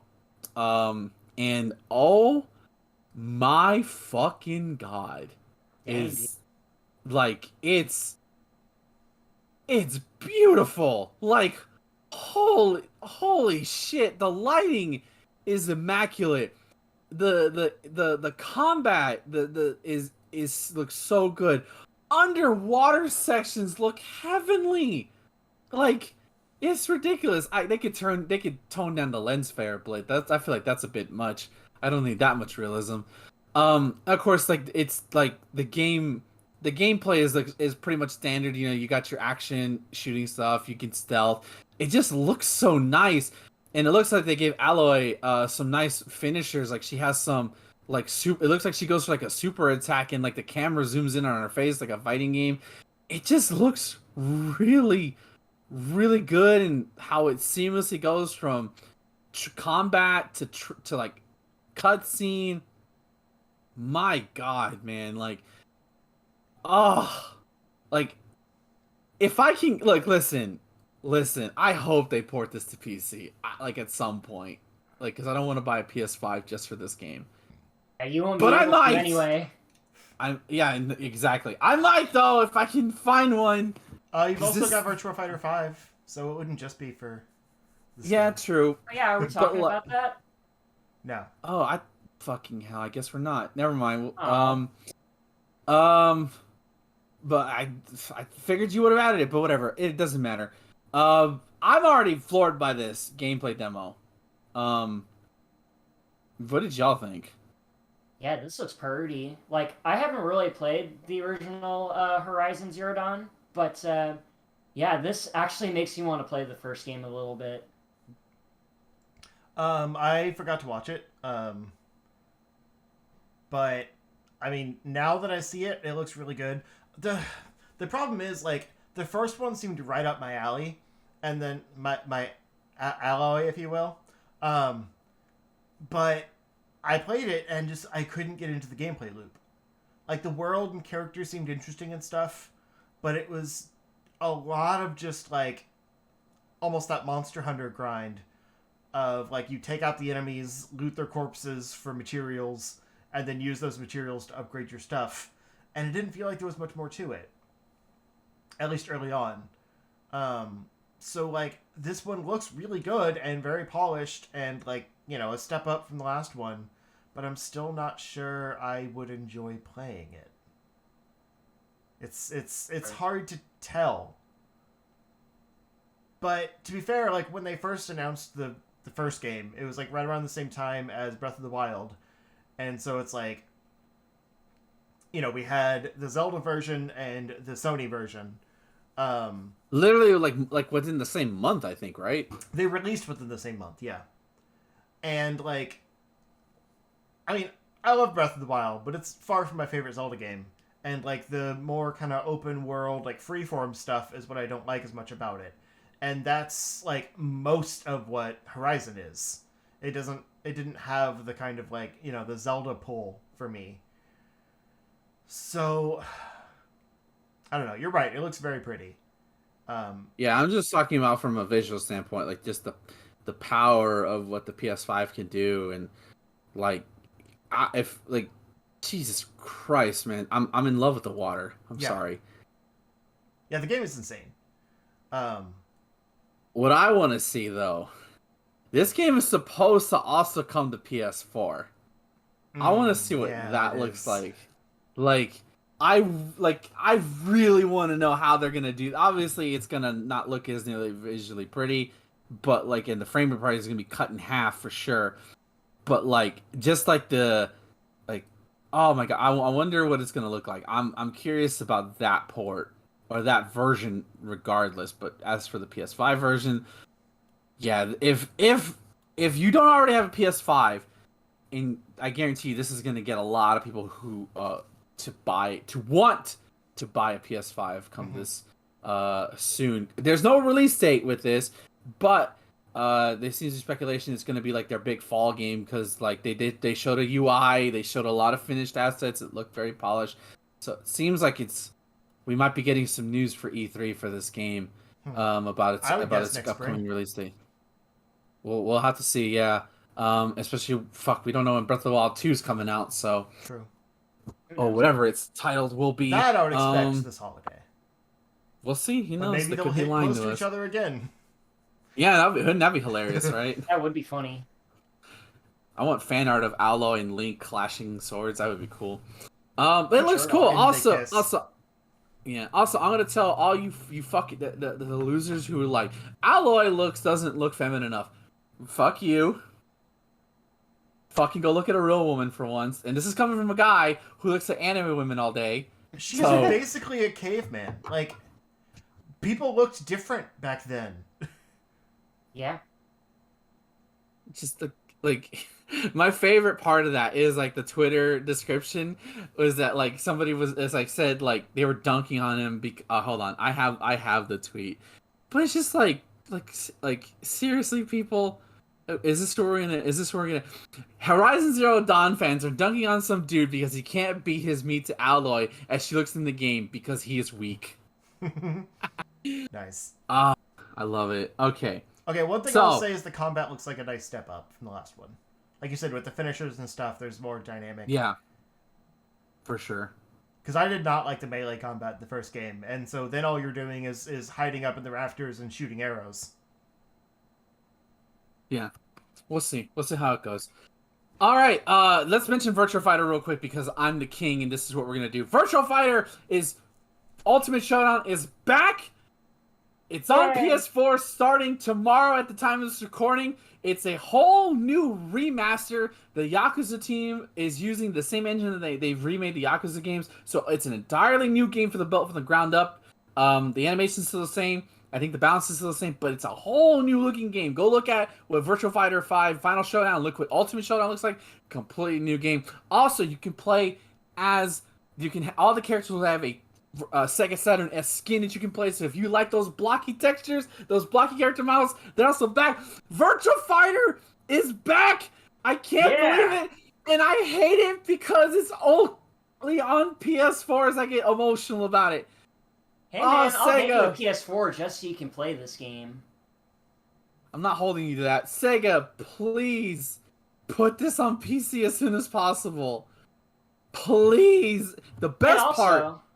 yeah, it's gonna be free for PS Plus users starting Yes, tomorrow as you well. lucky bastards get to play a new Virtual Fighter. You lucky bitches. And I'm not going to download it. Yeah, because you're an uncultured And scrub. if I ask you to download it and we're gonna play it on stream, like it'll be fun. I suck at Virtua Fighter, so we have an equal chance of. I've never played a winning. Virtua Fighter game. I don't even know who the characters are. You just have 3 buttons. That's it. Yeah, it's Virtua Fighter is pretty much a game. It's simple to learn because you have a punch, kick, and block button. That's it.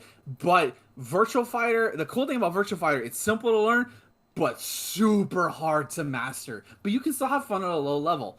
Yeah. That's what made Virtua Fighter cool back in the day, and the fact that the Sega Saturn could run a nearly arcade version of Virtua Fighter 1 and 2 on home console.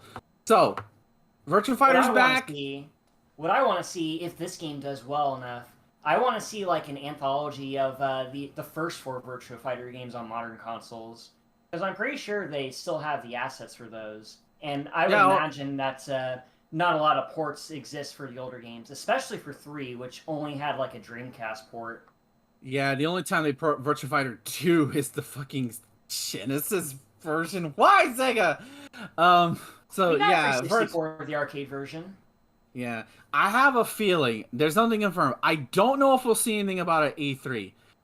Have a feeling we might get Virtua Fighter news at the whatever Evo is doing this summer. That's because sick. Sony is now partnered with Evo. Obviously, Sega made a partnership with Sony to make this PlayStation Plus. That's the best part. Is the barrier to entry is that like people can just download it for free. They don't have to pay for it. It's awesome. It's a new game to play with your friends. Yeah. Virtua Fighter is back. It's been too long, and thank you, Sega. It's been too long. Virtua Fighter. I'm gonna play the shit out of this game. Yeah, God, I wish I could play it. I wish I could play it. I will get you a console, dude. Like, we are gonna play that shit. There's no point in getting a PS4 now, though. Yeah, there really is now. isn't. Virtua Fighter you 5. want Virtua Fighter 5 and a bad version of Horizon Forbidden West? Like, go nuts, but... Do not buy me a PS4 just to play Virtua Fighter. I will hold out for a buy PC him a PS5 release. So he can play Virtua. And Persona 5. Oh yeah, that's true. There's Persona 5. Yeah, no, that's not happening. I'm a Xenoblade. I'm a Xenoblade player. I'm a Xenoblade player. We don't play. No, it can only be one. There can only be one. And speaking of, there can only be one. There can only be one E3. And now it is time for our short discussion. Not short, but our pre-E3 discussion. This is so next week. Just to give a kind of a hint of next week. Next week will be our official E3 stream where we'll be creating a bingo card to play along to the live streams of what's happening. This week we're kind of just basically wild ass speculation, talking about rumors coming out. Next week we'll put out like what we think will happen at E3. So this is sort of just free roaming idea. And next week Justin will have a bingo card server on stream where we can add things to like franchises or stuff like that to the screen. So.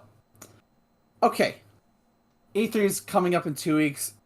Are you guys excited? I feel like there's more excitement for this E3 than there was last year. Am I right? Last year they kind of didn't have one. I mean, it was like virtual stuff, but people did their own things. I feel like there's an excitement for this. Like a lot of people, and I find that funny because myself included, E3's dead. Especially even before the pandemic, you had the whole controversy where journalists' information were leaked. It seems like, E3's gone, and E3's right around the corner again, and people are getting excited like it's Christmas again. I just find that very, very funny. So, I'm going to go around the corner. I want one wild speculation from you, Justin. What is the one thing that you know will not happen, but would lose your shit over if it happened? And no, you can't say Metroid Prime Trilogy because I'm taking that away from you, because that doesn't exist. What is the one thing besides Metroid Prime Trilogy that would make you lose your shit that's probably not going to happen? Well, are there going to be categories for things we think are more likely?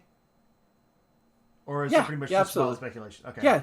No. Well, like things that more than likely will be talked about. Okay, sure. so I'll save Metroid Prime 4. I hate to stick with Metroid, but like I miss it right now. My wild speculation is a new 2D or 2.5D Metroid game. Yeah.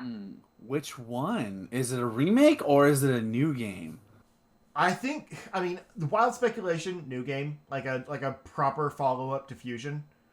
But what I would more than likely expect would be a remake of Fusion that expands it out the same way Mercury Steam, who would definitely be doing it, expanded out Metroid 2 to kind of lead into Fusion, because they said they want to make a remake of that, and then they got put on 2 instead.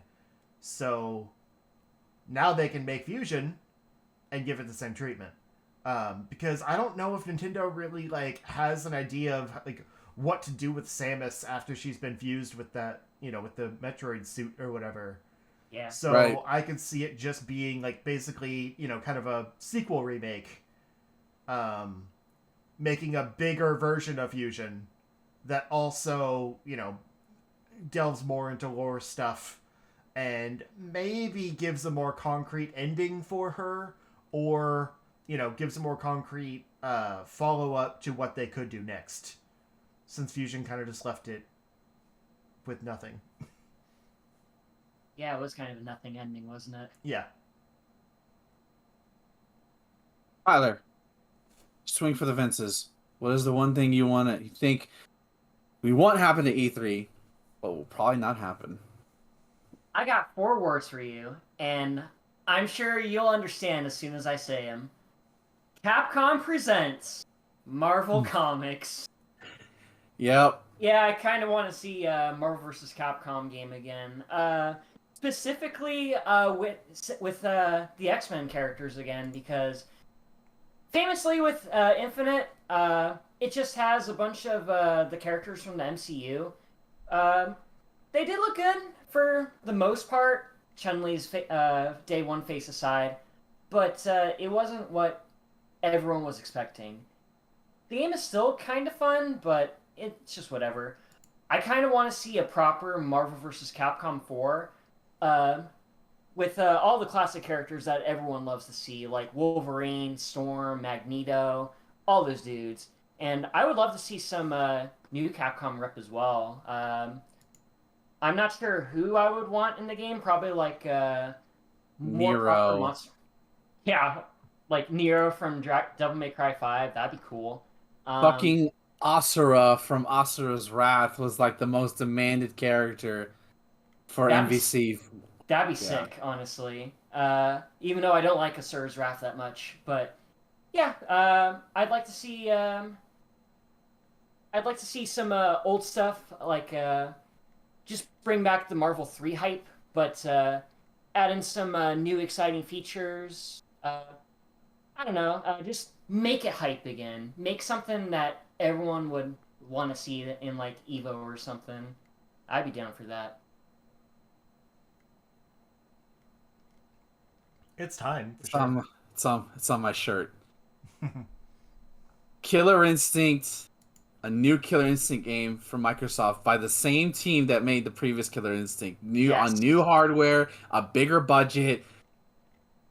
Microsoft, I know, has no fucking interest for some reason to make a new KI, even though the last one is still amazing. I would love it came out in 2013, like, and granted, it's still very playable to this day with some of the best netcode you can still play. Yes, but it's time. Like, I want to see KI, and you will like. I will be at work. Here's your home in 2022. Yeah, I will be at home, and or at work, and Justin will be watching the stream, and he'll hear something in the distance. What the fuck is? It's just my hype beam coming out of my mouth.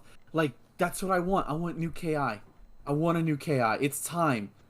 Like, I will always love 2013 KI and the fact that it brought it back to relevancy, but I want a new one. Come on, Microsoft, You have a gold mine right here. The fighting game genre has never been more popular before. Hire back Iron Galaxy, You know, I'm sure they're working on other projects, but like work something out, get them back on the team, and let's make magic happen again, baby. Come on. There you go. Killer Instinct. I would love to see that.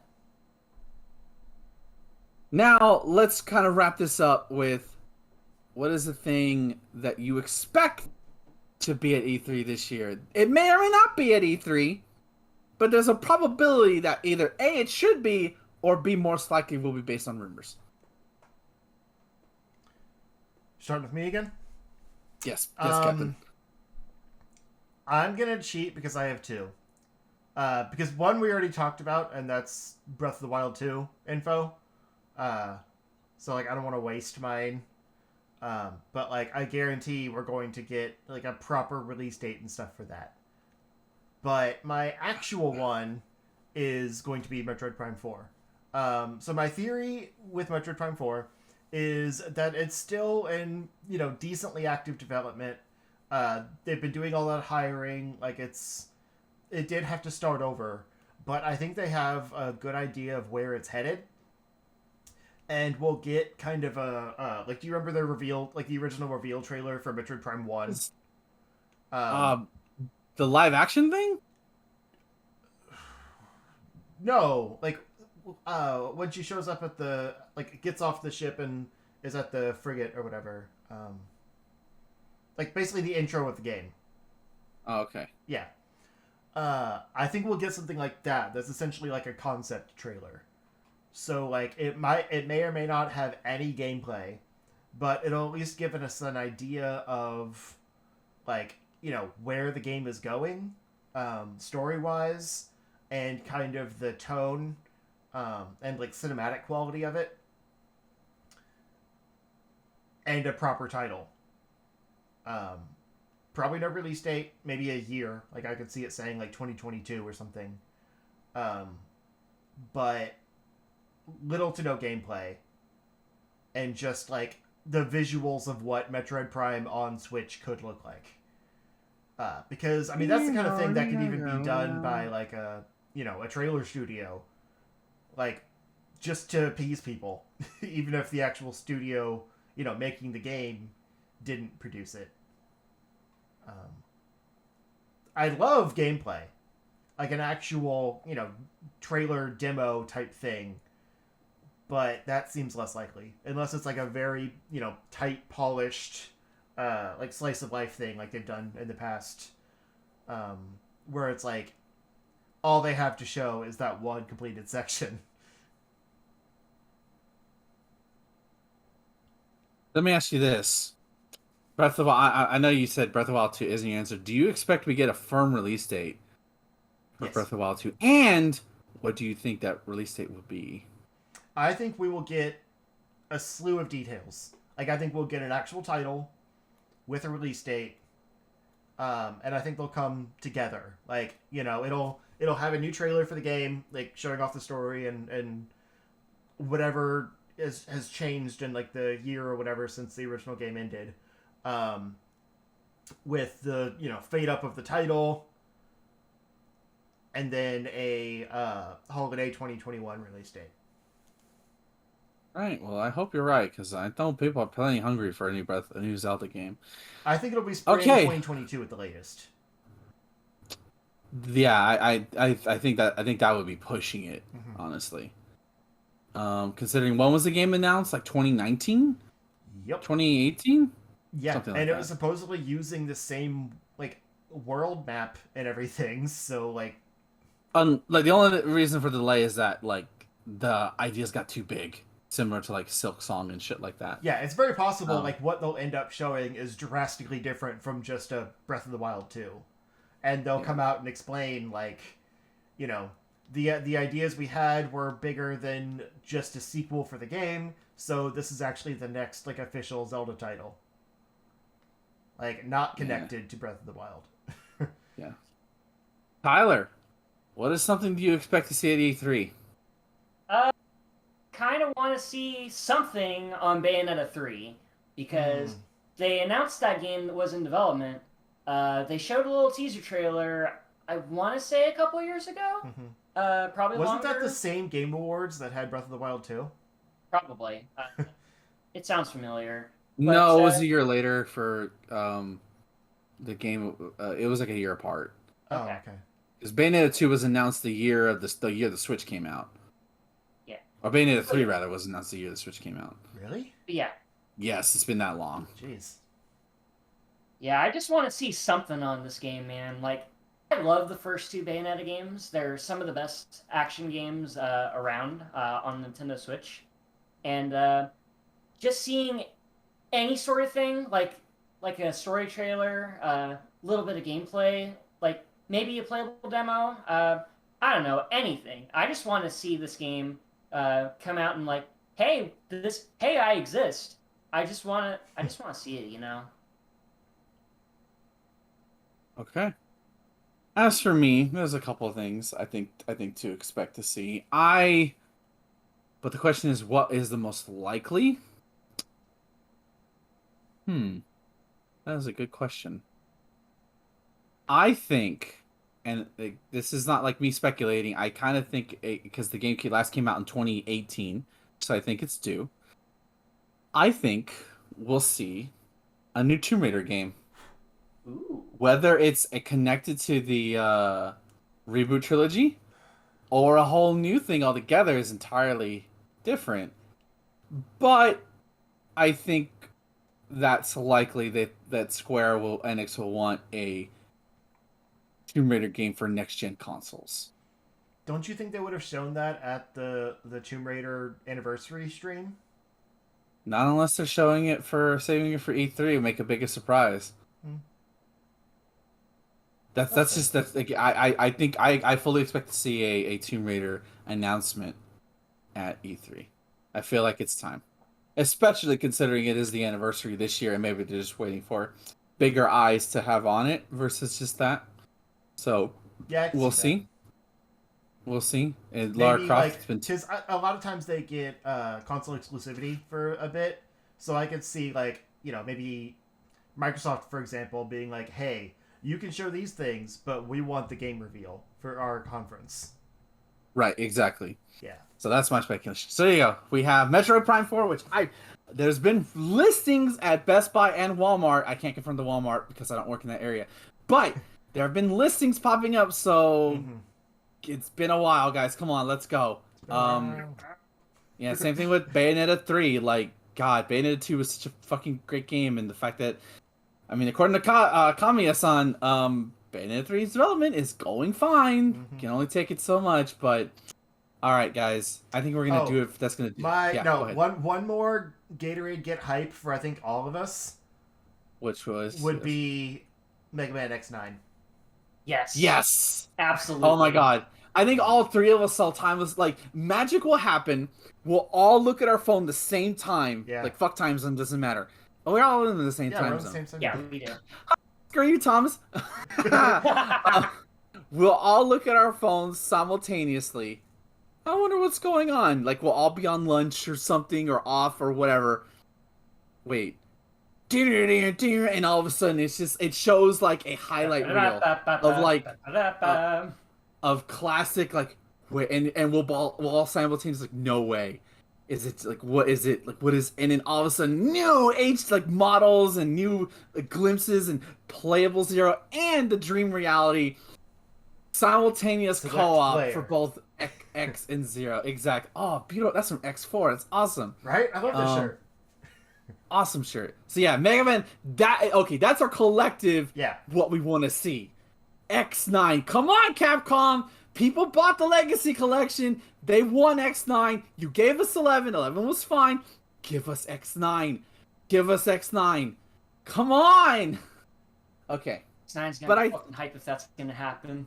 So yeah, next week we'll be doing a little bit more comprehensive E3 discussion, not necessarily discussion, but just more rampant speculation. We're gonna put basically franchise logos or like phrases of things we might see at E3, and we're gonna try to play bingo with that, or you can take it and play bingo with it yourself. But that'll be all next week. So we probably won't do as much game or news discussion depending on which is heavier or the other. So just be prepared for that next week. And then E3 will be I might even like take off my live streams for that week just to do E3 stuff with y'all, just because it's Yeah, that's kind of what it's I was thinking. business time. Yeah, exactly. It's Because business. we'll probably it's, be live every night. Like that. Exactly. We'll probably be doing like post E3 coverage and stuff like that. So that's gonna do it for tonight's show, ladies and gentlemen. So let's go and pass around the buck and say goodnight to everybody. Justin, where can the beautiful people find you at? You can find me if you look for Zero Score on Twitter or YouTube or Twitch. I don't know how to follow that up. I haven't done much lately, so I kind of forgot my shtick. So yeah, we'll move on. Tyler. You can follow me on Twitter at Hey It's That Ty. Check out the pinned tweet to go to my YouTube channel where I post Tire Shoes reviews. I am currently working on the next one, and hopefully that should be coming out the week after this episode is posted on the site and YouTube. Justin and I are working on Atomic Shart. Wink, wink, nudge, nudge, Justin. We just recorded our 6th episode, so check out the new episode for Bigfoot when that comes out. We also have Cinema Shot coming out, but I'm pretty sure Ben is going to explain that as well. So I will leave that up to you, sir. All right. And of course, you can follow me at twitter.com/marvelousiggy for all things concerning the self-proclaimed Marvelous One. I did a new video on Earthbound. Be sure to check that out. It was fun to make. My next video will be on the much gory game Blasphemous. And I stream live 3 times a week at twitch.tv/Iggy2814, where 3 nights a week at 6 p.m. Central Standard Time, Sunday, Tuesday, and Wednesday. Also, chartshot.com for all things related to Chart Shot. Of course, as Justin explained at the top of the show about our 3 different feeds, so now you can just subscribe what you want between Chart Shot movies and Chart Shot games. And of course, Cinema Shot will be debuting this week, as Tyler and I have recorded the debut episode Justice League, the Flashpoint Paradox, and that was a lot of fun to record. So look forward to that. And again, this will be a permanent series going forward. No end in sight. We'll be tackling one franchise at a time. It'll all be under the specific number. So after episode 13, episode 14 will be, I don't know, Mission Impossible or Dragon Ball Z movie. We haven't decided yet. But right now we'll be on the DC animated movie universe train for the next 13 weeks. And we might take breaks in between installments, but we'll cross that bridge when we get there. Of course, now that we have new feeds, there's probably leave us a review on iTunes, or I should say Apple Podcasts, or anywhere you get your podcast provider, except Google Podcasts because they're not playing ball right now. I think that's about it, guys. What about E3. recommendations for Cinema Shot? Like, What was that? if you want, you mentioned in the recording earlier that if you want to be a part of Cinema Shot, you can contact Ben on Twitter. Yes, yeah, I did put that out. I forgot to do that earlier. Yeah, sorry. Past me fucked me over right now. Yeah, Cinema Shot is welcome to take on guests. So if you want to be a part of any of these upcoming 13 movies regarding the DC Animated Cinematic Universe, hit me up, send me a DM on Twitter, or just at me on Twitter, and we'll try to work something out. And we'll go from there. Or if there's a franchise that when we discuss it, if you want to be a part of it, we'll go from there. MCU is a far distant place, so don't even think about that yet. And that's going to do it for tonight's show, ladies and gentlemen. Thank you for listening. Thank you for watching live. Again, you can catch us live at twitch.tv/Zero Score every Monday at 7 p.m. Central Standard Time. I'm your host, Ben. And no matter what, guys, I almost forgot the line. Stay charged. Good night, everybody. Yubi. No matter what, line.